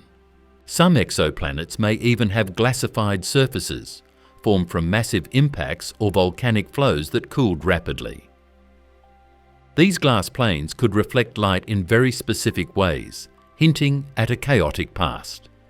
Others might show spectral evidence of silica, a key component of continental crust, suggesting tectonic processes and possibly even plate movement, a fundamental driver of habitability on Earth. And then there's the potential holy grail, oxidized organics. If we detect carbon-based molecules that appear to have undergone oxidation in the presence of water, we may be looking at the distant chemical fossils of ancient biology. Not active life, but the ashes of something that once lived. So why does this matter when it comes to TOI 715? Because TOI 715 is safe, quiet, and not too far away. Its star isn't putting out flares like smaller red dwarfs do, which means that its planets are more likely to keep their atmospheres. This makes the stage better for geochemistry to work on. There is less cosmic noise, so results are more accurate. As our tools get better, we might be able to tell the difference between layers of air makeup that show not only the present, but also times gone by, like the sedimentary layers on Earth. Why the oldest planets might be the strangest of all. It's been around for almost 14 billion years, so planets have had a lot of time to grow, change, and sometimes disappear. Exoplanet hunters usually look for worlds like Earth that orbit young, stable stars. However, the oldest planets that are still around may have the strangest and most interesting secrets. In the early days of the galaxy, when supernovae were bright and heavy elements were hard to come by, these worlds were formed. At that time, the rules of the universe as we know them were still being written.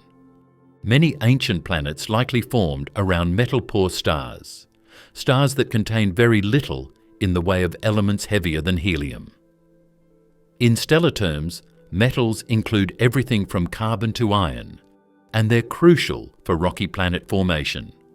Yet we've discovered planets even around these primitive stars. This suggests that some of the earliest worlds in the universe were forged under wildly different conditions, composed of exotic minerals and rock types alien to Earth's geology. Some of these planets may be almost entirely made of carbon compounds, with diamond-rich mantles and graphite-crusted surfaces. Others might have cores that are unstable by modern standards, or crusts riddled with ancient radioactive materials long gone from younger planets. A few may have cooled so completely over billions of years that they no longer have any internal geologic activity. No volcanoes, no tectonics, no magnetic field. Just a frozen, lifeless husk drifting through space.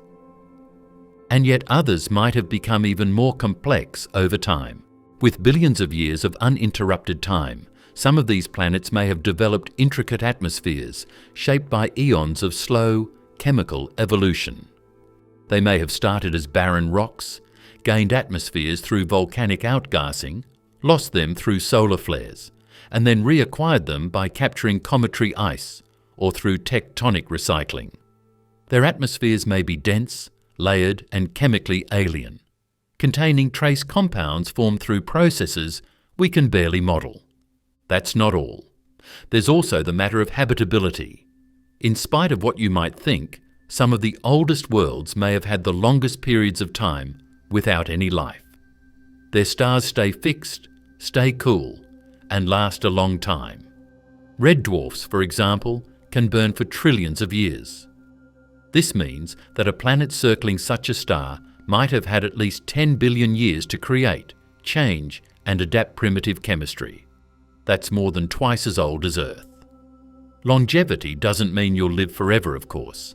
These planets may have been friendly to life at first, and then turned unfriendly. They may have been hit by huge objects, been exposed to radiation from close supernova, or lost a lot of atmosphere. As a result, strange, half-dead worlds where fossils of extinct animals may be buried under kilometres of sand, or frozen in glacier caves, frozen in time. Old planets also defy our detection norms. Their stars are dim and ancient. Their planets often orbit far from the warmth of the sun, and their atmospheres, if any remain, tend to be thin and elusive. But as our instruments grow more sensitive, particularly in infrared and thermal spectrums, we're beginning to peer into the twilight zones of ancient planetary systems. PSR-B 1620-26b is one of the oldest planets ever found. It orbits a neutron star and a white dwarf, which are both dead stars. It is thought to be more than 12.7 billion years old, which means it is older than Earth by more than 8 billion years. What else is there besides cosmic irony? A planet that orbits around the graves of dead stars and has been around longer than many of the people who live in the galaxies now. Could Toei 715b or a planet like it come from a different age of stars? It's possible. Even though Toei 715 is a red dwarf that isn't very old, some of its planet cousins in close star systems could be billions of years older than Earth. And if any of them still have signs of active chemistry, magnetic fields, or seasonal changes, it could mean that it's not just that young planets are easy to live on. Planetary rings around Earth-like worlds, a hidden detection bias? When we think of orbital rings, we picture Saturn's beautiful bands of rock and ice. But what if those rings aren't just a fashion statement for a gas giant? What if planets like Earth, worlds that are hard, warm, and might be habitable, can also have rings? And what if those rings change everything we think we know about finding alien planets? Most of the exoplanets that have been found so far were found by watching for the slight dip in starlight that happens when a planet moves in front of its star. But this method works best with a fairly clear outline, like a circular planet moving in front of the camera. Add a set of rings now. The shape changes all of a sudden. The transit can get bigger, less balanced, or even completely misunderstood. A ring planet like Earth might look much bigger than it really is, or its rings might look like the signal of a small gas giant, which would rule it out as not being habitable. This is called ring-induced bias, and it's a sneaky, quiet issue. It's possible for rings on a world about the size of Earth to reach tens of thousands of kilometers into space. These rings might block more light than the planet itself, depending on how tilted it is and how it is orbiting. Even worse, if the rings line up edge-on from our view, we might not even see the planet. Either we would see nothing or a signal that is too weak to flag. It would look strange on the light curve, which is a graph that shows how sunlight dims during a pass. Astronomers may see a dip with a strange slope, or two shoulders instead of the clear U shape that says planet. This could be due to mistake in the instruments or noise from stars. Because of this, whole groups of ring planets may have been thrown out before we knew they existed. Now, imagine this happening with planets in the habitable zone, the Goldilocks region where liquid water could exist. If rings are masking the signals of Earth-like planets, especially around red dwarfs like TOI 715, we could be vastly underestimating how many potential Earth 2.0s are out there. It's a cosmic case of mistaken identity. So why would a rocky planet have rings in the first place? Turns out it's not that far-fetched. Rings don't only belong to gas giants. Any planet with a large moon that disintegrates, a recent massive impact, or ongoing volcanic activity could generate a ring system. These rings might be short-lived compared to Saturn's, lasting only a few million years. But in cosmic terms, that's enough to fool a few telescopes. Even Mars is predicted to get a ring in the future when its moon Phobos breaks apart due to tidal stress. Rings can imitate the weather. When we look at a planet's spectral signature, a weak ring system might appear to be a hazy atmosphere. We might find ourselves looking at dusty ice particles instead of biosignatures, which are things like oxygen, methane, or water mist that show that there is life nearby. That is, a planetary ring could give a false positive for life, or even worse, hide real signs of life behind a lot of light. Rings can change the weather. A big, dense ring system could keep sunshine from reaching the equator of the world, making winter zones that never end. This could cause the atmosphere to move in ways that are very different from Earth's. Seasons, differences in temperature, and even the ability of plants to make food could change based on how much light gets through the rings. Some places may be stuck in twilight, while others may bake in the sun all the time if the rings reflected. Several years ago, astronomers noticed an exoplanet, J1407b, with a wildly erratic light curve, showing dips far deeper and stranger than expected. The best model? A massive ring system, tens of times larger than Saturn's. While J1407b is a gas giant, it opened the door to the idea that rings could be hiding in plain sight, disguising planets, faking sizes, and confusing our sensors. The challenge now is to fine-tune our tools. Instruments like JWST, Plato, and Roman Space Telescope are equipped with the sensitivity to pick out these quirks. If we can start identifying the fingerprints of rings, those odd dips, scattered spectra, or off-center transits, we might begin unmasking a hidden population of Earth-like worlds. When Earth 2.0 becomes Venus 2.0, runaway greenhouse scenarios. There are many of our best ideas for a second Earth that are very close to a line we don't talk about very often. The point at which a rich, blue world becomes a hot, dry wasteland. This is the thin line between Venus and Earth. Both worlds had the same size, gravity, and maybe even oceans when they first formed. But one turned into a home for life. The other one? A 900-degree Fahrenheit death trap. What went wrong? Could Earth 2.0 be hiding the same fate below a surface that looks like it could support life? The culprit behind Venus's inferno is the runaway greenhouse effect, a feedback loop where atmospheric heat builds and builds until a planet is cooked from the inside out. It begins with water vapor. As a planet warms, more water evaporates into the atmosphere. Water vapor traps heat. More heat means more evaporation, and the cycle spirals. Eventually, oceans boil, clouds turn into heat blankets, and carbon dioxide trapped in rocks is released en masse. The result? A world where lead melts in the shade.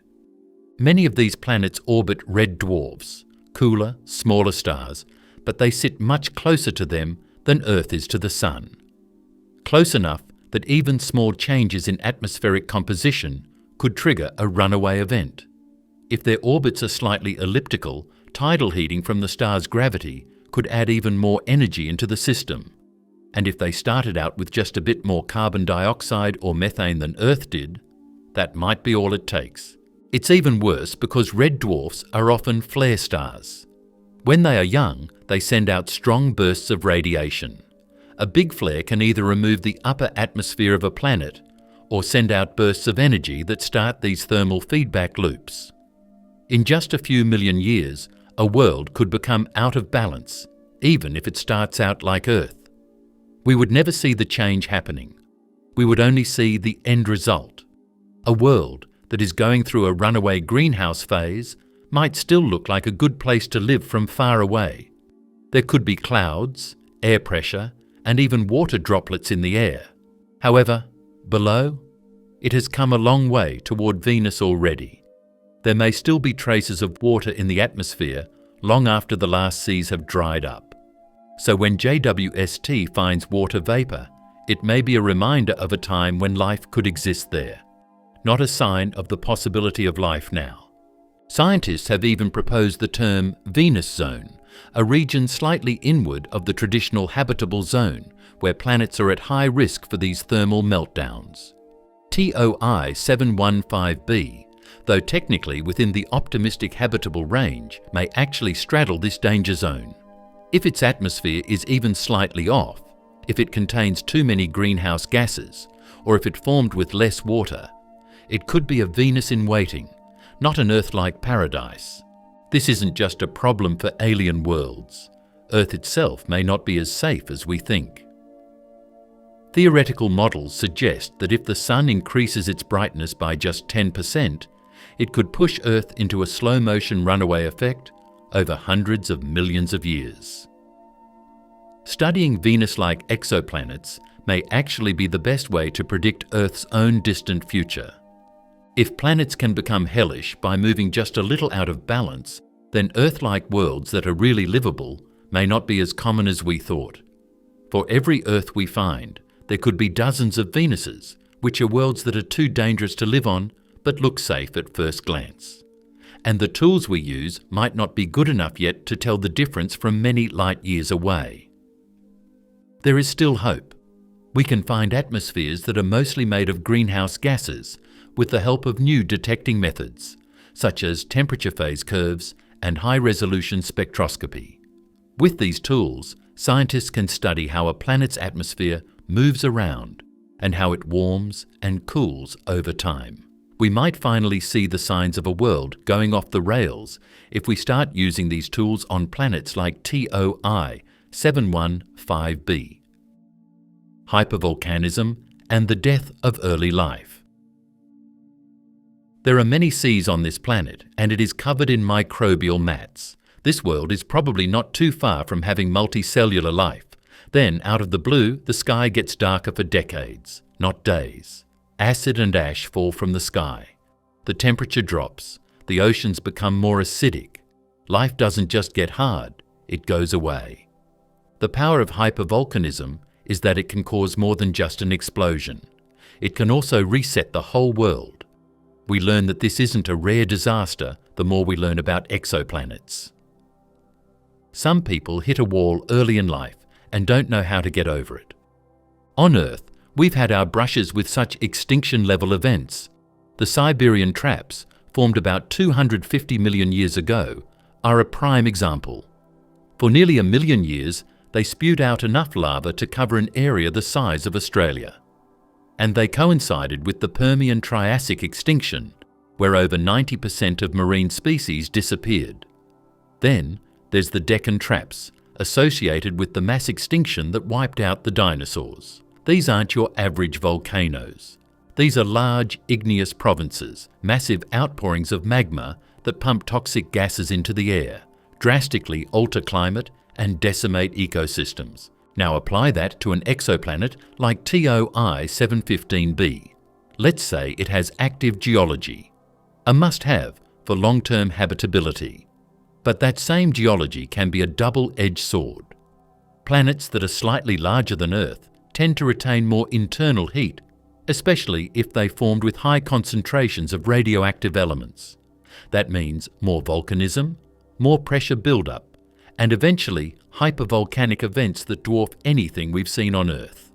From far away, these worlds might look great. It could be the right size, temperature, and type of water for them. But if they are geologically very active, they might have regular earthquakes that wipe out life in the biosphere every few 100 million years, just long enough for life to start, but not last. Life tries to climb, but the world resets itself every time it gets too high. It's like the mythical figure Sisyphus. Even worse, most of the ways we look for danger can't find this one. From light years away, we can tell what the surface temperature and weather are like, but we can't see how volcanoes formed. Big gases from volcanoes can only be seen by advanced spectroscopy when the volcanoes are active and spewing them into the sky. After 1,000 years, a world might have been through a big extinction event, and we would still call it habitable.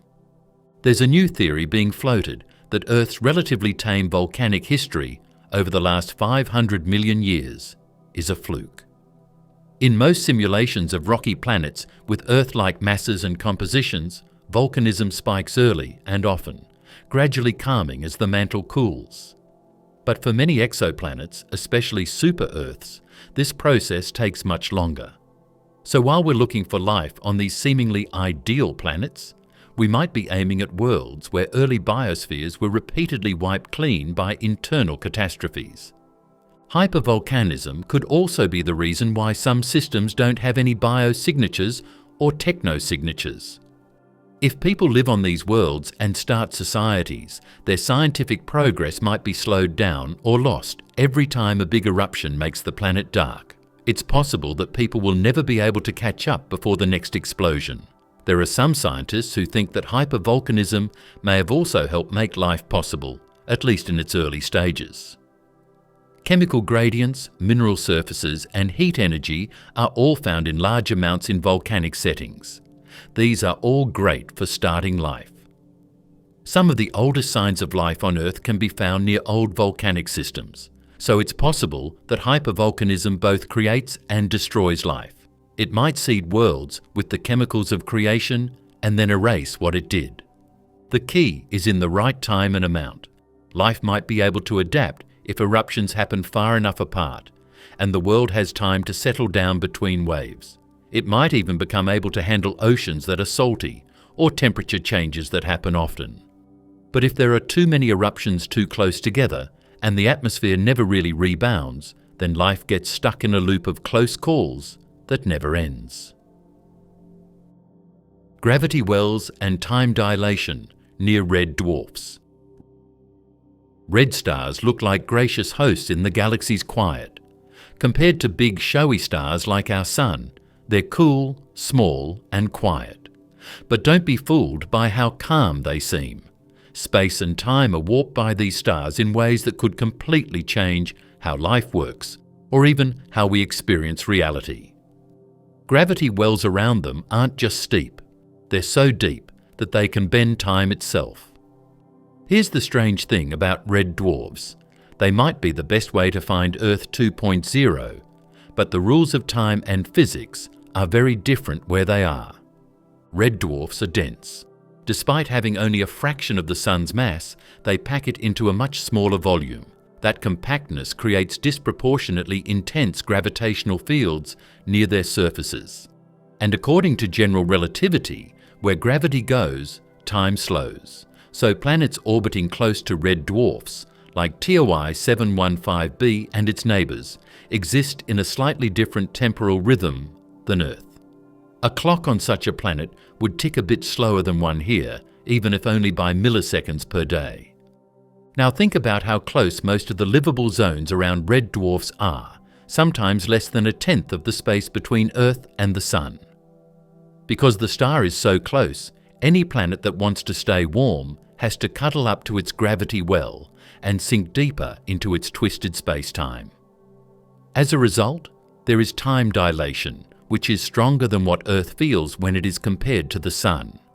It's not enough to make a big age difference like in Interstellar, but over time, it does add up. It's possible that 1,000,000 years on this kind of world would be a little longer in the rest of the galaxy. Evolutionary processes might happen at a slightly different time. Biological clocks, both real and symbolic, might be able to adjust to rhythms that are a little off from the norms of the universe. If an alien species evolved in a place with steady gravity, would they have a different sense of time? Would they age more slowly compared to other stars, but think it's normal for them? It doesn't end when time runs out. The strong gravity wells that are close to red stars also need energy. Any ship trying to leave such a world would have to use a lot more energy to get away from its gravitational pull. This would make travelling between stars a lot harder. In a real sense, the civilizations on these worlds might be stuck in their own gravity, unable to reach the stars, even though they can see them. The same deep gravitational wells that limit escape also offer protective benefits. They shield orbiting planets from stellar wind loss, helping atmospheres stay put over billions of years. On Earth, we're constantly losing hydrogen to space, but on a planet snuggled deep in a red dwarf's well, gravity helps lock atmospheric particles in place. It's a trade-off. More gravity, harder to leave, but easier to hold on to the ingredients of life. There's also a strange phenomenon related to tidal forces. The closer a planet is to its star, the more it experiences tidal stretching, where gravity pulls harder on one side than the other. This can lead to tidal heating, an internal warming mechanism that could help sustain subsurface oceans or even geothermal activity on otherwise frozen planets. But it can also cause extreme geological instability, with massive quakes and volcanic eruptions as the planet flexes in and out like a squished tennis ball. Some scientists believe these tidal effects, when combined with gravitational time dilation, may create unique evolutionary bottlenecks.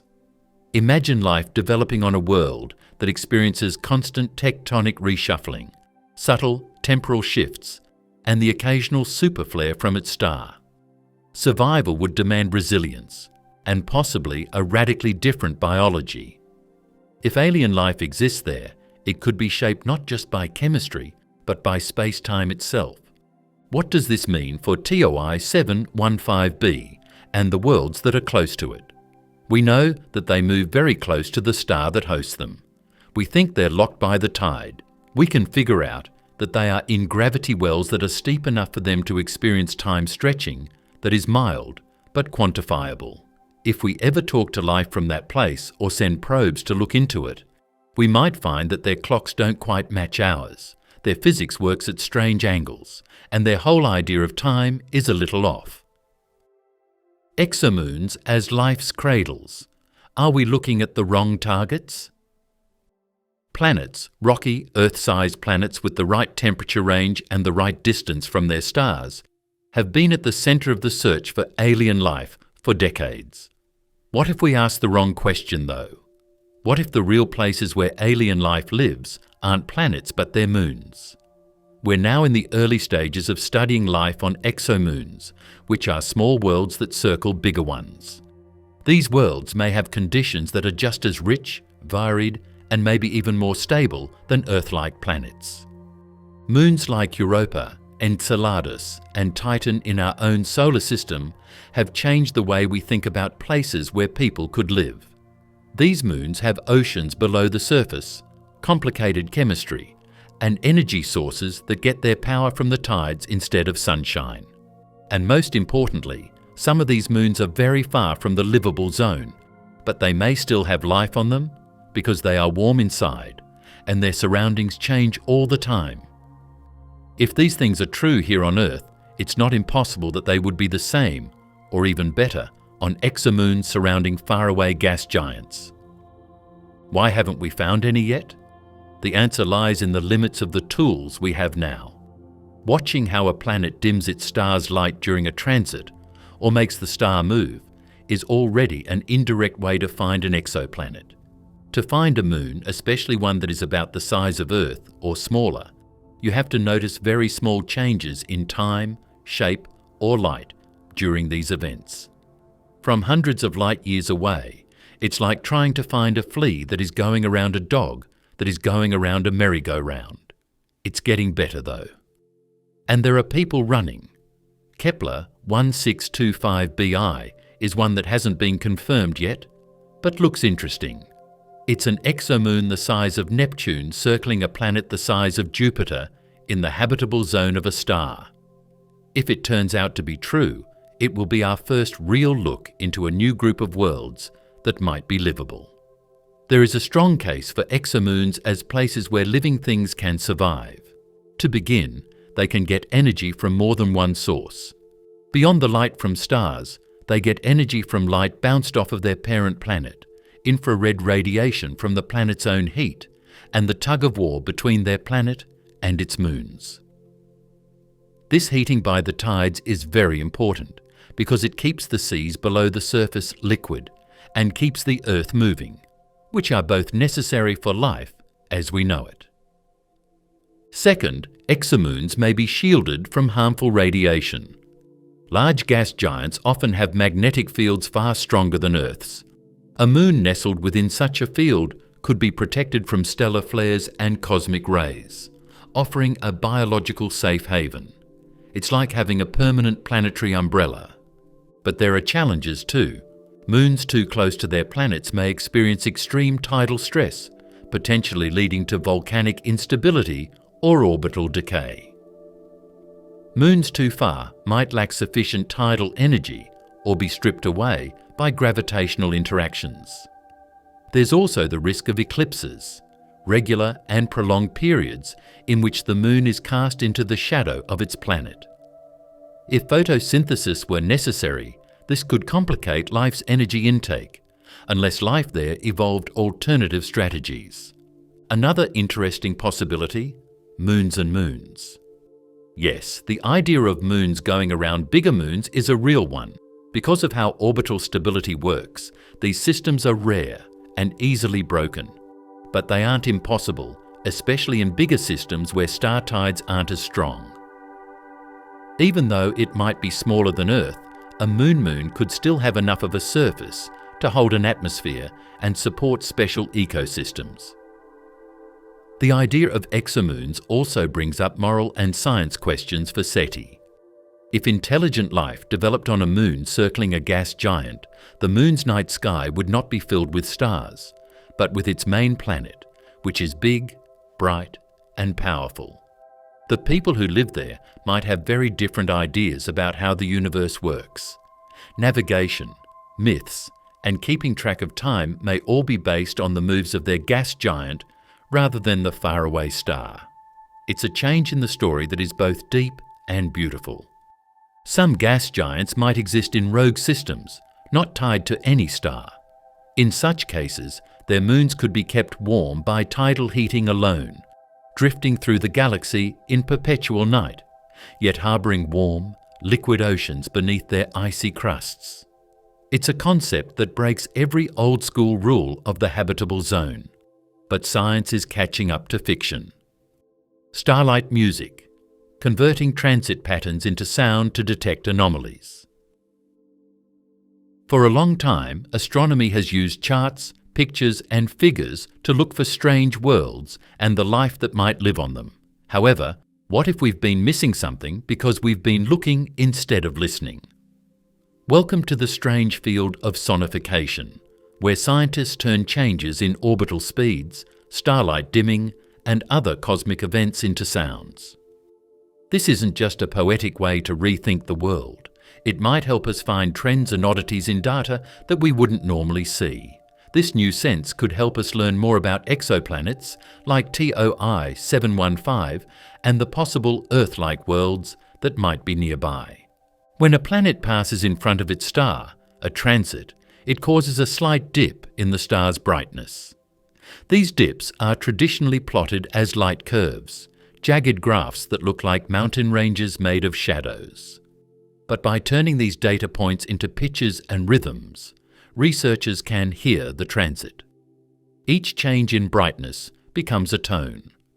The more dramatic the shift, the more noticeable the change in sound.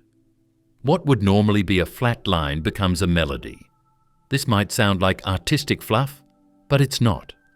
Our brains are wired to detect irregularities in sound far more efficiently than in visuals. A missed beat, an off-key note, a strange cadence. These auditory cues pop out instantly to the human ear, while they might go unnoticed on a plot. As an example, the mission results from Kepler. Astronomers using data sonification techniques have found strange interactions, resonances, and timing problems between planets in orbit that were hard to see on paper but easy to hear right away when the data was turned into sound. This is very important for systems with more than one planet, like TOI 715, where more than one planet is in close orbit. These systems often show transit timing variations, TTVs, which are small changes from their expected schedule that point to gravity interactions, exoplanets, or even exomoons. When these changes are made to sound, they cause rhythmic distortion or weird time signatures. A steady beat starts to sound off. A steady tone suddenly starts to wail. Scientists can mark these times to look into them more closely later. It's like having extra eyes, but they're ears that work in sound. Sonification doesn't just help people see patterns though, it also makes things easier to understand and more creative.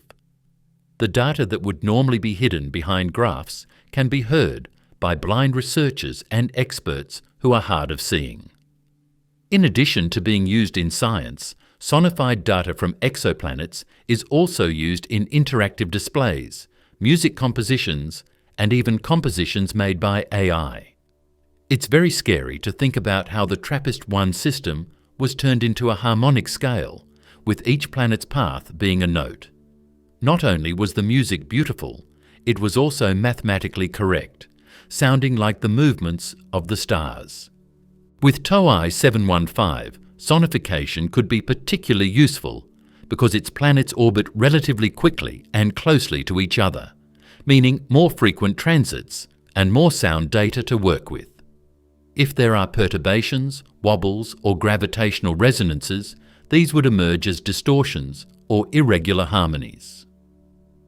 For instance, if TOI 715c exhibits unpredicted timing shifts, sonifying its light curve might reveal hidden planets or moons, long before visual data confirms them. Sonification turns cold numbers into something inherently human. When we listen to the transit of a planet, we're not just hearing a scientific event, we're experiencing the rhythm of a distant world. It's one thing to say a planet orbits every 14 days, it's another to hear that interval and feel it as a beat, a pulse, a cosmic heartbeat. Also, machine learning algorithms that have been taught on sonified datasets may be able to find non-random outliers that were missed before. This is especially true for big datasets like Kepler, TESS, or JWST.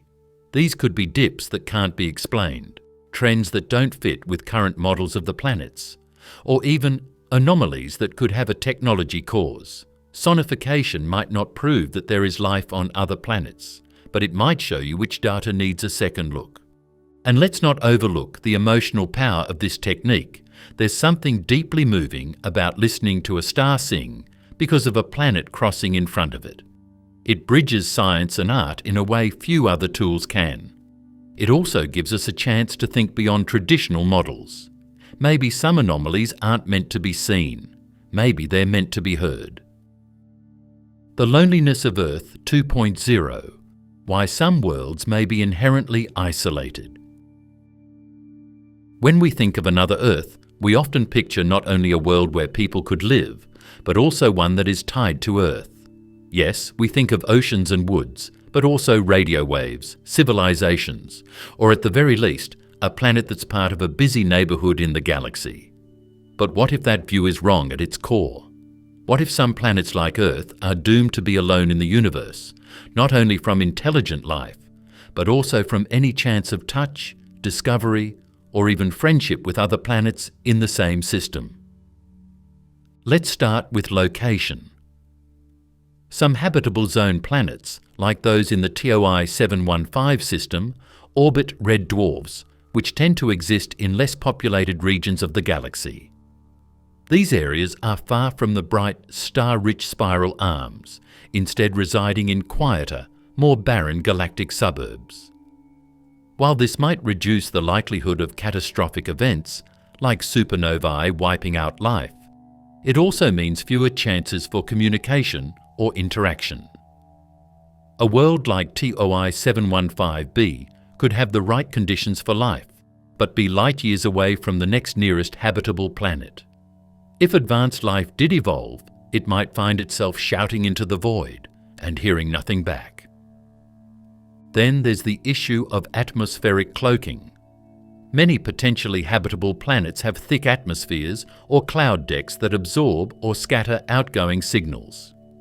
Even if an intelligent civilization were broadcasting signals, the radiation might never leave the planet's shroud.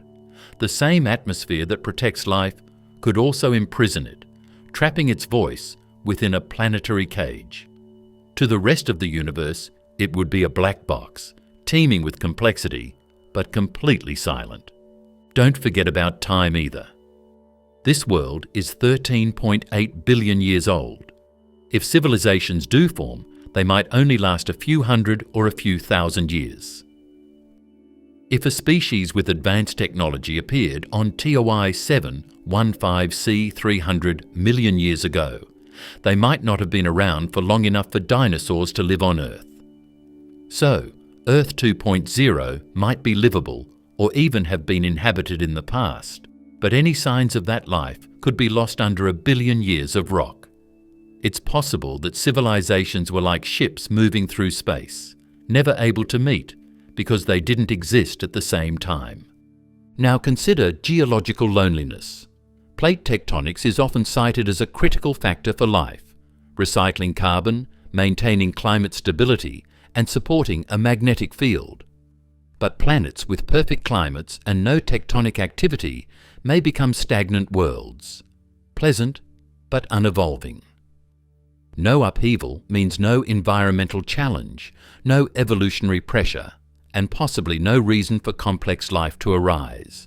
These planets might be too stable for intelligence to develop. Their surface could be filled with shallow, single-celled ecosystems, frozen in time, biologically dormant, but eternally habitable.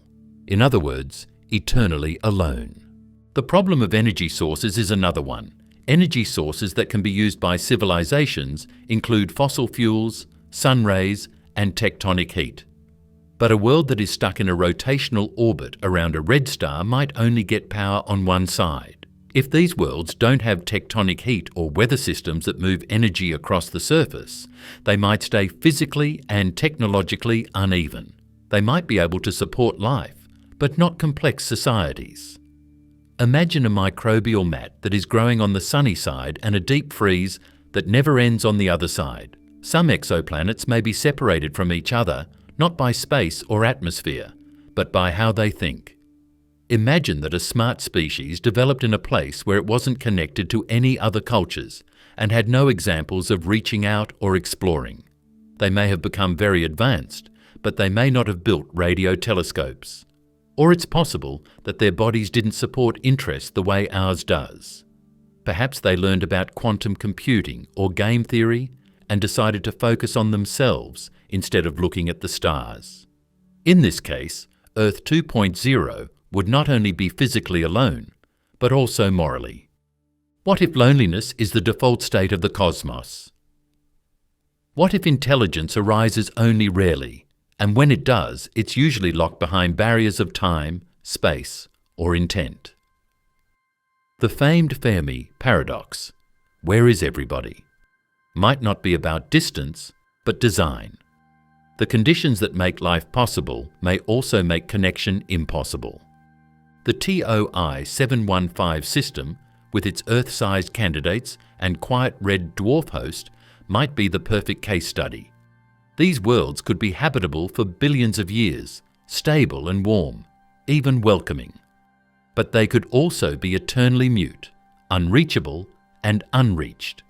They may orbit in total silence, not because life isn't there, but because no one else is close enough to listen. The antiverse theory.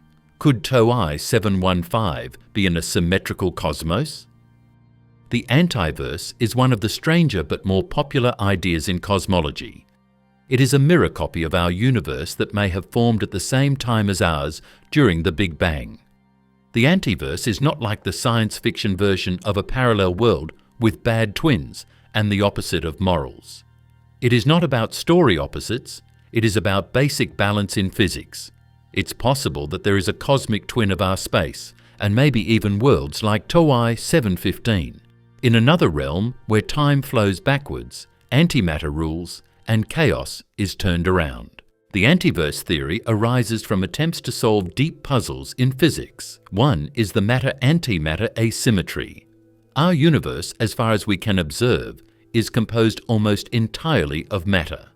But the laws of physics suggest matter and antimatter should have been created in equal amounts at the Big Bang. So where did all the antimatter go? One wild, yet mathematically elegant answer is, it didn't go anywhere. It just went the other way. If our universe flows forward in time, then the antiverse flows backward, and the two cancel out the net imbalance. Now, how does this relate to exoplanets like TOI 715b? Consider that the antiverse, if real, might exist as a mirror image, not in the Marvel multiverse sense, but in a way that reflects the particle content, entropy, and temporal direction of our universe. Planets in the antiverse wouldn't just be made of antimatter, they might experience reverse aging, time-reversed evolution, and entirely different rules of planetary formation. But here's where it gets stranger. Some theorists suggest the two universes may be entangled at the quantum level, meaning changes or anomalies in one universe could subtly influence the other. Could this be the reason for some of the strange things we see happening in TOI 715's system? Its planets move in a very tight rhythm, which shows an unusual level of coordination. Its star is very quiet, almost too quiet for a red dwarf its age and size. Based on their insolation and tidal locking state, the planet's atmosphere models don't always match up with what we expect. Most scientists think that these discrepancies are caused by limited observations or unreliable models. However, there is a more theoretical view that asks, are we seeing signs of the antiverse in the form of gravity fingerprints, energy leaks, or small changes in radiation? Modern science does back some parts of the idea. The cosmic microwave background, CMB, is the faint afterglow of the Big Bang. Scientists have found some imbalances in it that some cosmologists see as proof of a mirrored, backwards time world beyond our observational limit. TOI 715b might not only be a possible Earth 2.0, but it might also be one half of a cosmic palindrome if the Big Bang didn't just go outward, but outward and backward. It's also possible to lose knowledge. The information paradox is one of the most puzzling parts of black hole physics. It says that when matter goes into a black hole, it seems to erase all of its information from the world. In a two-universe model, however, that data might not be lost, but instead moved into the antiverse. Could TOI 715's system be in an area where strange gravity effects show this kind of quantum tunneling? It's a long shot, but the antiverse theory gives us a strange new way to look at things like gravity wave echoes, strange radiation dips, and particle releases that we can't explain. What if we develop telescopes capable of observing particles or radiation that interact across universes through what some call axionic bridges, or hypothetical portals involving CPT symmetry, charge, parity, and time reversal? Could we one day observe a kind of ghost planet, a version of TOI 715b existing in the antiverse, faintly visible in gravitational data, but inaccessible in every other way? We need to broaden our ideas of what's real, what's orderly, and what the limits of what can be seen really are, even if the antiverse will never be reached. When we think about it, it makes us wonder if life in TOI 715b and life in the antiverse are both real, or are they both just shadows of a bigger cosmic truth we haven't even started to understand yet? Detecting civilization through atmospheric disequilibrium. We usually start our search for signs of life beyond Earth with water, warmth, and a hard surface. If we want to find more than just life, though, like society, we need to look for something else: atmospheric imbalance. To put it another way, imagine a foreign world whose atmosphere is so scientifically different from what we'd expect from natural or biological processes that the only thing that could explain it is that intelligent beings are changing it. Earth is a prime example. If aliens were observing our planet from light years away, they would notice something strange: high levels of oxygen, which is extremely reactive, coexisting with methane, which should be destroyed quickly in such an environment. That imbalance is a red flag. On a planet with no life, those gases shouldn't stick around. Even more damning is the presence of industrial pollutants like chlorofluorocarbons, CFCs, which don't occur naturally at all. Their presence in Earth's upper atmosphere would be like a neon sign flashing, "We have technology." Let's look at TOI 715b now. It goes around a red dwarf star, which means that flares and radiation from the star could have a big effect on its atmosphere. But what if we found gases in its atmosphere that shouldn't be there? Not just because of how chemistry works in nature, but also because they need to be added all the time by a man-made source. Imagine finding a mix of nitrogen trifluoride, sulfur hexafluoride, or perfluorocarbons. These are all strange molecules that were made by humans and are used in industrial processes. If they lived in an alien environment, it would be one of the most convincing signs of intelligent life we've ever seen. This new way of doing things is revolutionary because it doesn't use signs or texts. It doesn't deal with the question of language, society, or meaning at all.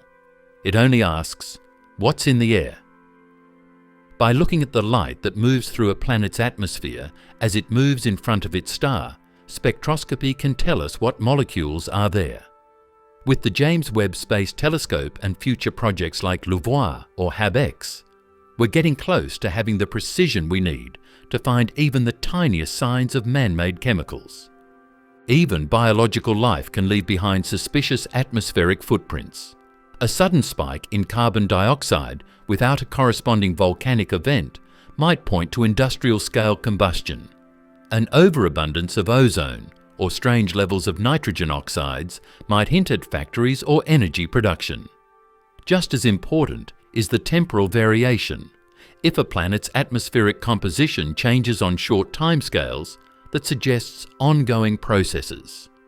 Nature doesn't typically cause a sudden spike in industrial gases followed by a decline. We do. Interestingly, some researchers are now suggesting we reverse engineer this concept. Rather than look randomly at exoplanets and hope for strange air, they propose we define specific chemical cocktails that only civilizations would create, then search the skies for those exact fingerprints. Think of it as chemical SETI. What about a civilization in decline? One heartbreaking possibility is detecting the afterglow of a vanished civilization. Industrial gases still lingering in the air long after their creators are gone. A spectral echo of their final century, still wafting in the exosphere. We could, in theory, become archaeologists of alien collapse, reading the air for signs of war, climate change, or terminal technology. It's haunting and entirely possible. This method also comes with some risks. One thing is that nature is artistic. There may be strange natural or biological processes that look like manufactured disequilibrium. Some of the results might not be real. On the other hand, alien societies could use clean energy, recycle well, or live underground and leave no sign of their existence. Finding life in the atmosphere isn't perfect, but it is one of the most objective and widely used methods to look for life like ours in other stars.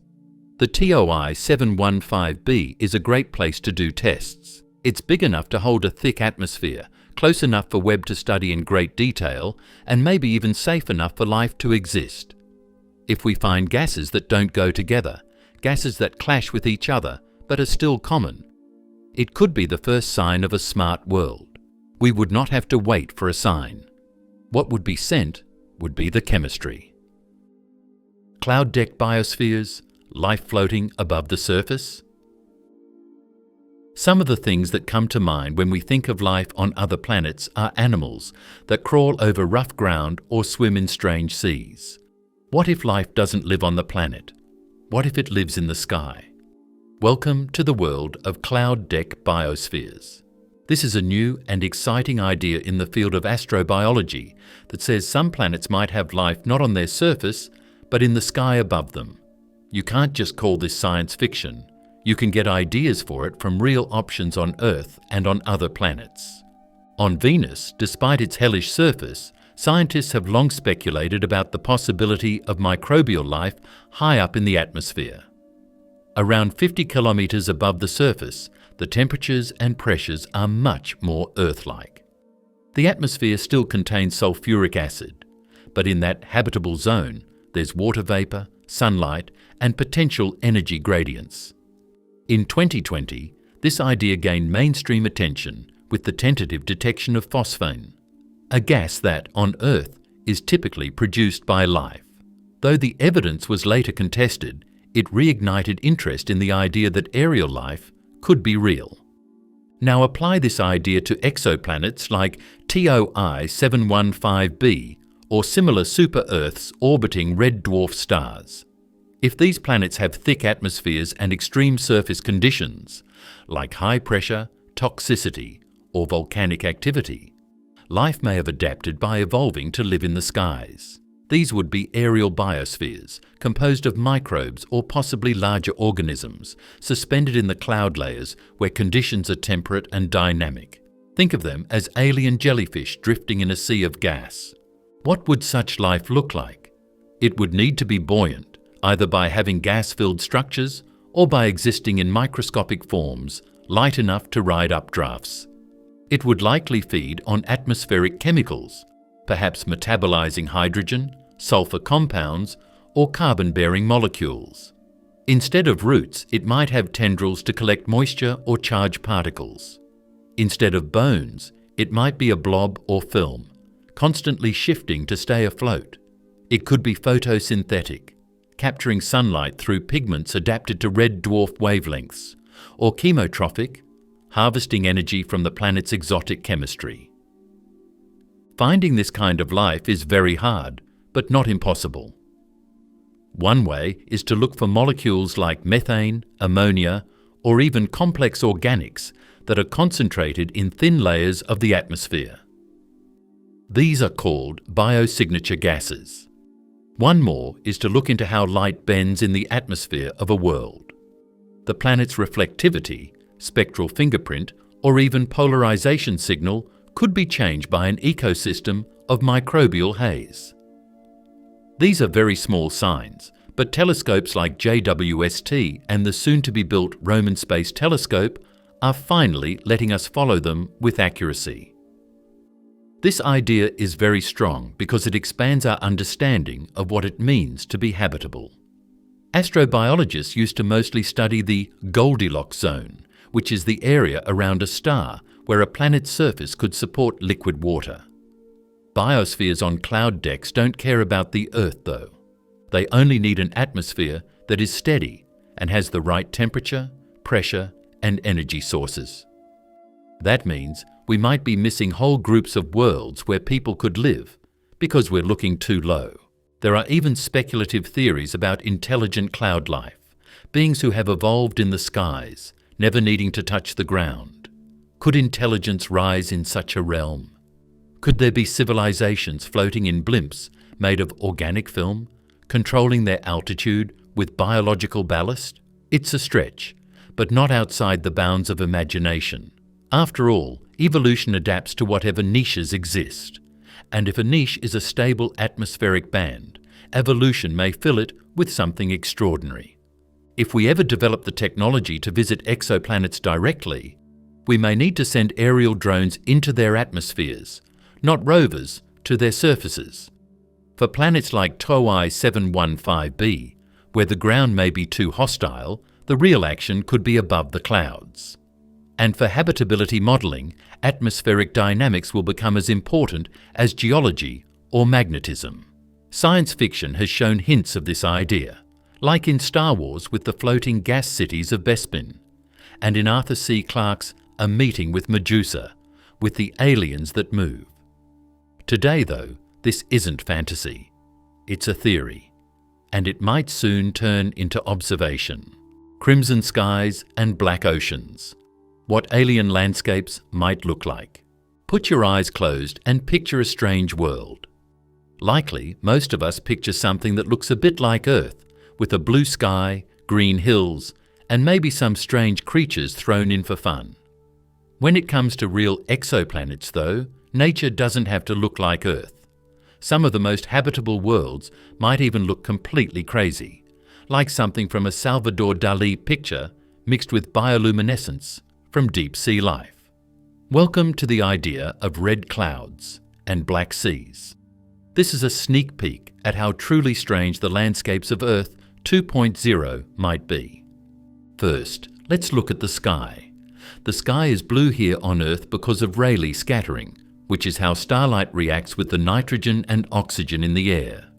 The whole range of light changes, though, if you switch our sun for a red dwarf star. Most of the light that red stars give off is in the infrared and deep red ranges. If such a world went around such a star, the sky probably wouldn't be blue. Instead, it might be a dim orange, a smoky red, or even crimson, based on what was in the air. Add clouds now. The reason clouds are white on Earth is that they reflect a lot of different kinds of sunshine. What if, on a foreign world with a different atmosphere, like one full of methane, sulfur compounds, or strange aerosols? Then clouds could be very dark, very violet, or even look like mirrors. In some atmospheres, there may be several layers of clouds made up of strange substances like hydrocarbon smog, metal oxides, or photochemical hazes that make the sky look very different. Picture yourself on top of a mountain, watching the shadows move across a blood-red sky that is punctuated by flares from a star that is angry and shaking. The oceans don't offer comfort either. Not all water is blue, especially not alien water. Depending on dissolved minerals, suspended particles, and even life forms, oceans could appear black, purple, green, or grey. On Titan, Saturn's moon, we already see lakes and seas made not of water, but of liquid methane and ethane, hydrocarbons that are darker than ink.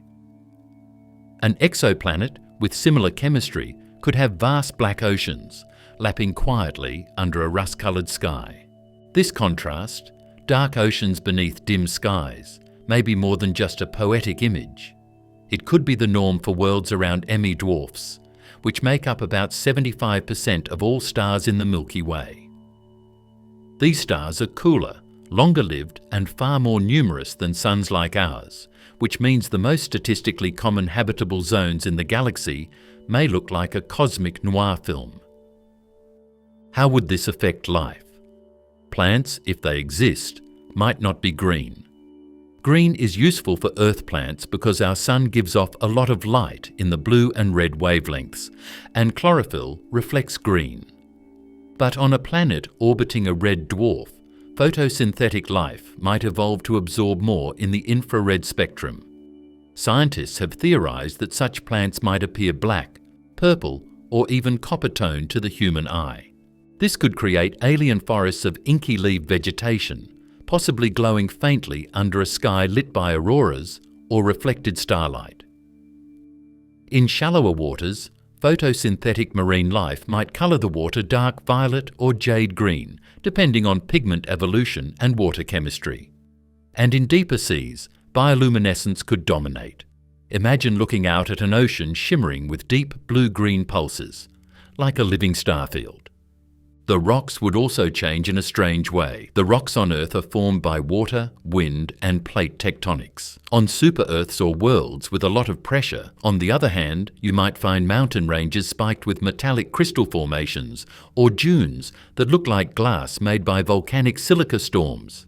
Mineral veins that glow could light up rocks and caves if the planet had a lot of heavy metals or radioactive elements. This would give the environment a strange, shimmering look. What about the weather? Do not expect a breeze in the summer. Tidal locking, in which one side of the planet always faces its star, could make one region hot and windy, while the other stays dark all the time. The dusk band in the middle, called the Terminator Zone, might be the only place where people could live. It has storms as high as Everest, sunsets that never end, and winds that never stop. Imagine a desert that never gets cool, or a jungle that never gets light. All of this is very interesting because it is based on real science and physics. We don't need magic or aliens to make settings that don't look like Earth. When the rules of nature are applied to different situations, with different stars, pressures, and elements, they naturally make places that are very different from where we live, but could be livable. Terraforming by nature, worlds made habitable by random impact events. When we think of terraforming, which means making a dangerous world habitable, we usually picture powerful societies carefully changing the atmospheres, melting ice caps, and planting forests. Then again, what if nature was faster than us? What if out there in space, there are worlds that didn't slowly change into safe havens like Earth? What if, thanks to a cosmic accident, they became livable almost overnight? Let's talk about the idea of natural terraforming. This is when chance impacts, like asteroids, comets, or even nearby supernovae, change a planet's environment so much that it becomes habitable by accident. Earth's past is full of these kinds of things. The Chicxulub impact 66 million years ago killed off the dinosaurs, but it also caused long-term changes in the climate and the chemistry of the oceans, and it made room in the ecosystem for mammals and finally people. But that was only one of many. A rain of asteroids may have brought important water and organic molecules to Earth during its late, heavy bombardment. These could have been the building blocks of life itself. In a strange turn of events, death may have given birth to life. Now scale that up to the exoplanetary level. Imagine a dry, lifeless world just outside its star's habitable zone. A cold, rocky planet with frozen carbon dioxide, a thin atmosphere, and no surface liquid water. Not exactly Earth 2.0, right? But now imagine a massive icy comet, dozens of kilometers across, crashing into that planet. The impact releases an ocean's worth of water, cracks open the crust to release volcanic gases, and dumps complex organic molecules into the atmosphere. Suddenly, the planet has warmth, water vapor, greenhouse gases, and a spark of chemical richness. That cold rock? Now the world is hot and not too cold. Nature just changed the land. Scientists are looking into this idea very carefully in models of planets. A single hit big enough could change the makeup of the atmosphere, start tectonic action, or even turn on a magnetic cycle again, protecting the surface from radiation. There is more and more proof that liquid gases like water and methane may often be brought to young star systems by comets. Planets crashing into each other might not be the end of life on Earth. They might be the start of it. This is true for all rocks, not just dead ones. Even worlds that are dangerous or uninhabitable could be changed. An asteroid could hit a planet with a thick atmosphere like Venus and break it open. This would let gases escape and cool the surface. If the impact starts internal circulation, a world that doesn't have a magnetosphere might get one. Dust and ash thrown up by a big crash could protect a super-Earth that is too hot, giving life a chance to start growing during a short time of cooling. In other words, randomness can act as a creative force. While we search for Goldilocks planets, those that are just right from the start, we may be ignoring the ones that became just right by cosmic accident. A planetary system with frequent collisions might maintain habitability not in spite of the chaos, but because of it. Imagine a planet that regularly receives icy comets from a distant Kuiper-like belt. Each strike refills oceans, stirs the atmosphere, and delivers chemical precursors for life. Life on such a planet might adapt to cycles of destruction and rebirth, thriving in the aftermath of each reset. Some researchers even speculate that Earth itself may have gone through this kind of transformation multiple times. If early Earth had stayed a stagnant, airless rock, it wouldn't have mattered how much sunlight it got, but comet impacts, volcanic upheaval, and plate tectonics combined to make it dynamic and livable. We might be looking for the wrong kind of security, which is an interesting question. Long-term climate balance is what planetary scientists are looking at right now, but maybe short bursts of chaos are just as important. People may not need a steady paradise to grow and change. All they need is a short window of time caused by a cosmic mistake. So how would we find these worlds that have been naturally changed by land? Asymmetry in chemicals is one sign. If a planet's upper atmosphere has unusually high amounts of water vapor, sulfur dioxide or hydrocarbons, it may still be getting used to its new temperature after an impact. Infrared signals from dust bands, thermal anomalies, or new volcanic activity could be signs of recent changes. These small changes will be easy for telescopes like JWST and future devices to pick up. They will be signs that cosmic repair projects are underway. Exoplanet plate tectonics, a key to habitability we rarely discuss. When we think about what makes a world livable, we usually think about the obvious things, like how hot or cold it is and how far away it is from its star. One thing, though, doesn't get nearly as much attention, even though it might be just as important as the oceans or the climate. Plate tectonics is that thing. If Earth 2.0 exists, it might only be habitable because the crust can break, move, and crash into each other. To begin, let us look at Earth. Plate tectonics is the process by which the thick, solid crust of our planet is broken up into moving plates that sit on top of the mostly liquid core. This slow-motion geological dance does more than just move countries around and make earthquakes happen. It constantly controls the climate of the world, recycles important minerals, and keeps the long-term carbon balance. So, Earth might not be alive if tectonic plates don't move. This is why. Tectonic pressures are a big part of what drives the carbon silicate cycle, which is also known as Earth's climate.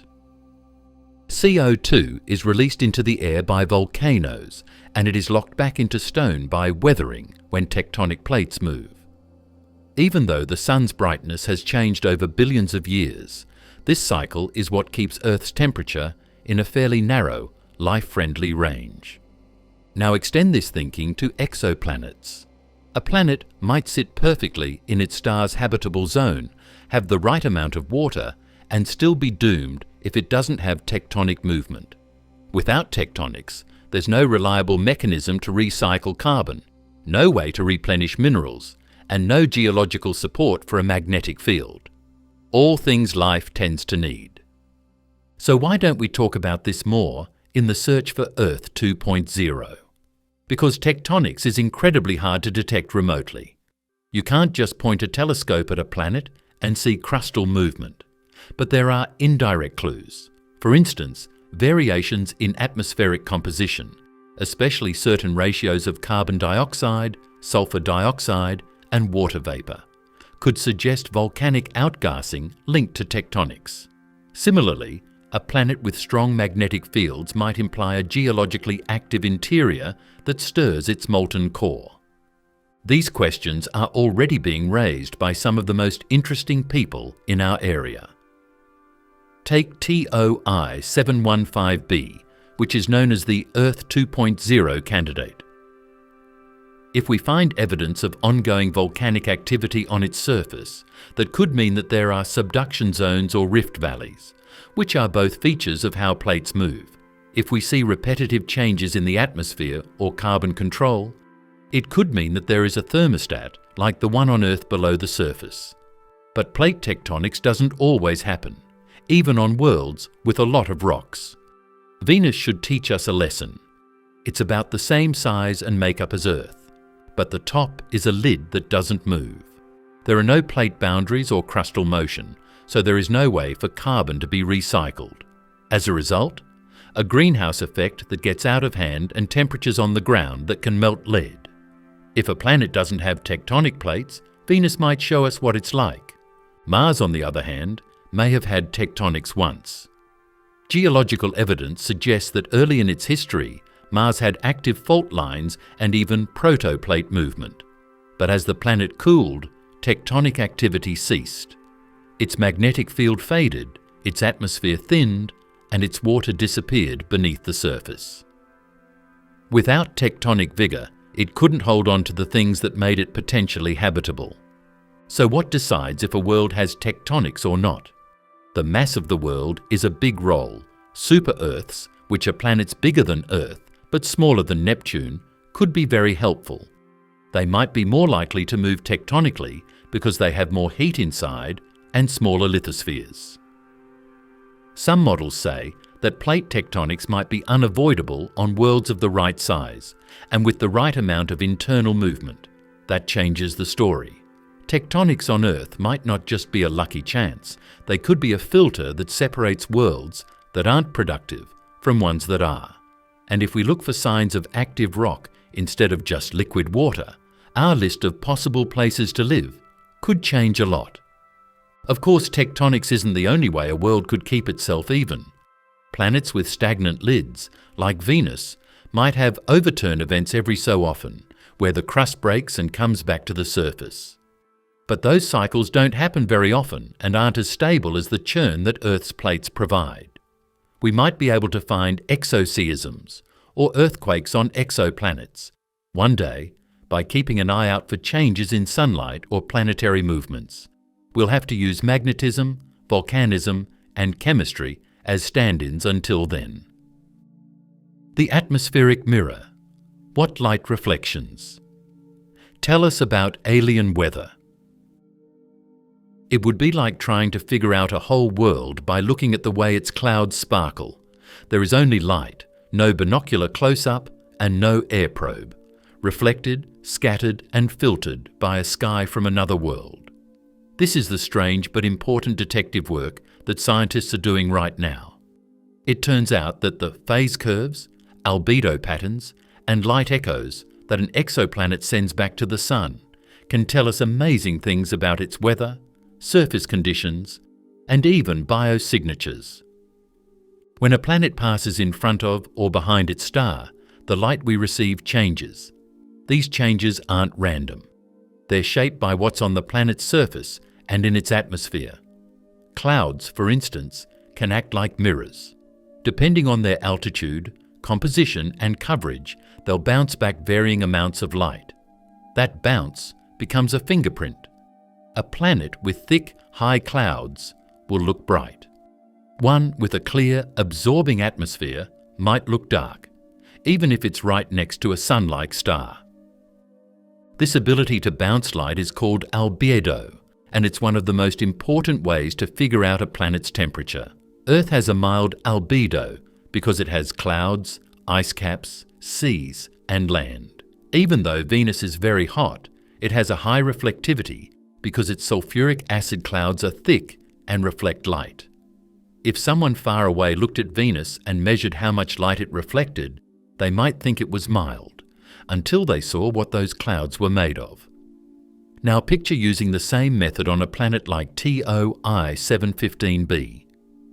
If we can see changes in the light it reflects, we might be able to figure out things like moving storm fronts, changing weather systems, or even yearly cycles. A quick rise in light could mean that a storm system with reflective clouds has come into view. A dip could mean that the sky is clear, showing a dark ocean or desert. Some teams have begun using polarized light detection, measuring not just the amount of light, but how its waves are oriented after bouncing off atmospheric particles. This technique can help distinguish between water droplets, methane clouds, or dust hazes, each of which suggests wildly different climates. Earth, viewed from light years away, would show polarization signatures of oceanic reflection and liquid water clouds, both potential signs of life.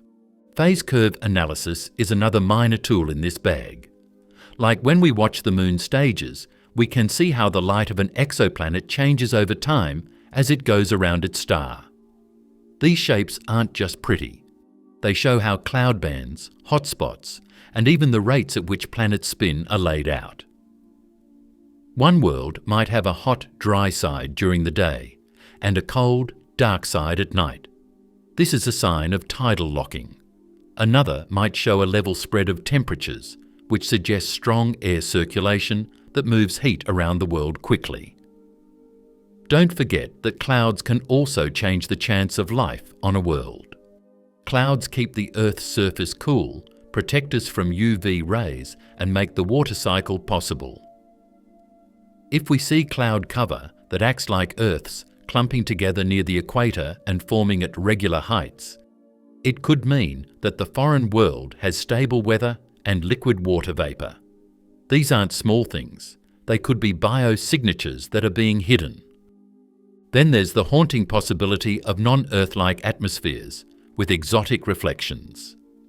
What if an exoplanet's clouds are made of hydrocarbon smog, like Titan, or silicate vapor as seen on some ultra-hot lava planets?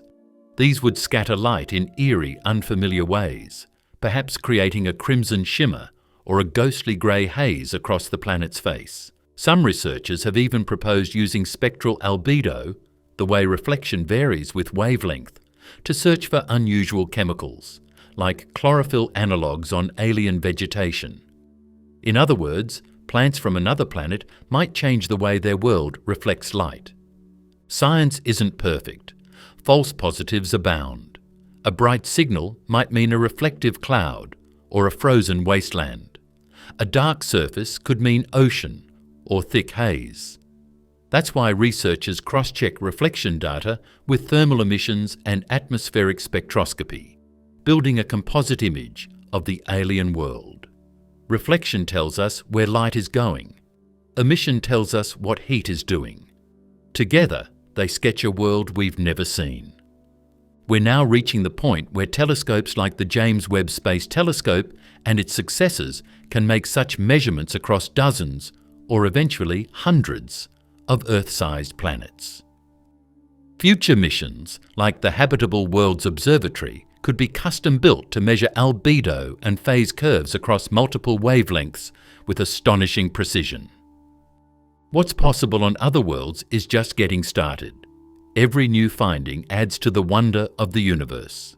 There are oceans below the surface that are full of life-forming potential, volcanic hellscapes that are pulsing with heat, eerie glowing nightsides lit by magnetic storms, and shadows in orbiting space that talk about the presence of unknown civilizations. There may be an Earth 2.0 out there, but it's not the same as Earth.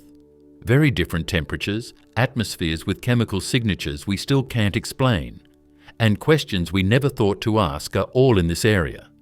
There are many strange orbits, flickers of starlight, and spectral signatures in the universe. Each one is like a trail in the huge, dark forest. And while TOI 715 has opened the door, what's beyond may test not only our science, but also our creativity. If you want to learn more about these uncharted areas of space science, where the strange becomes believable and the faraway becomes familiar. Subscribe now and join us as we explore the strange and amazing world beyond the stars.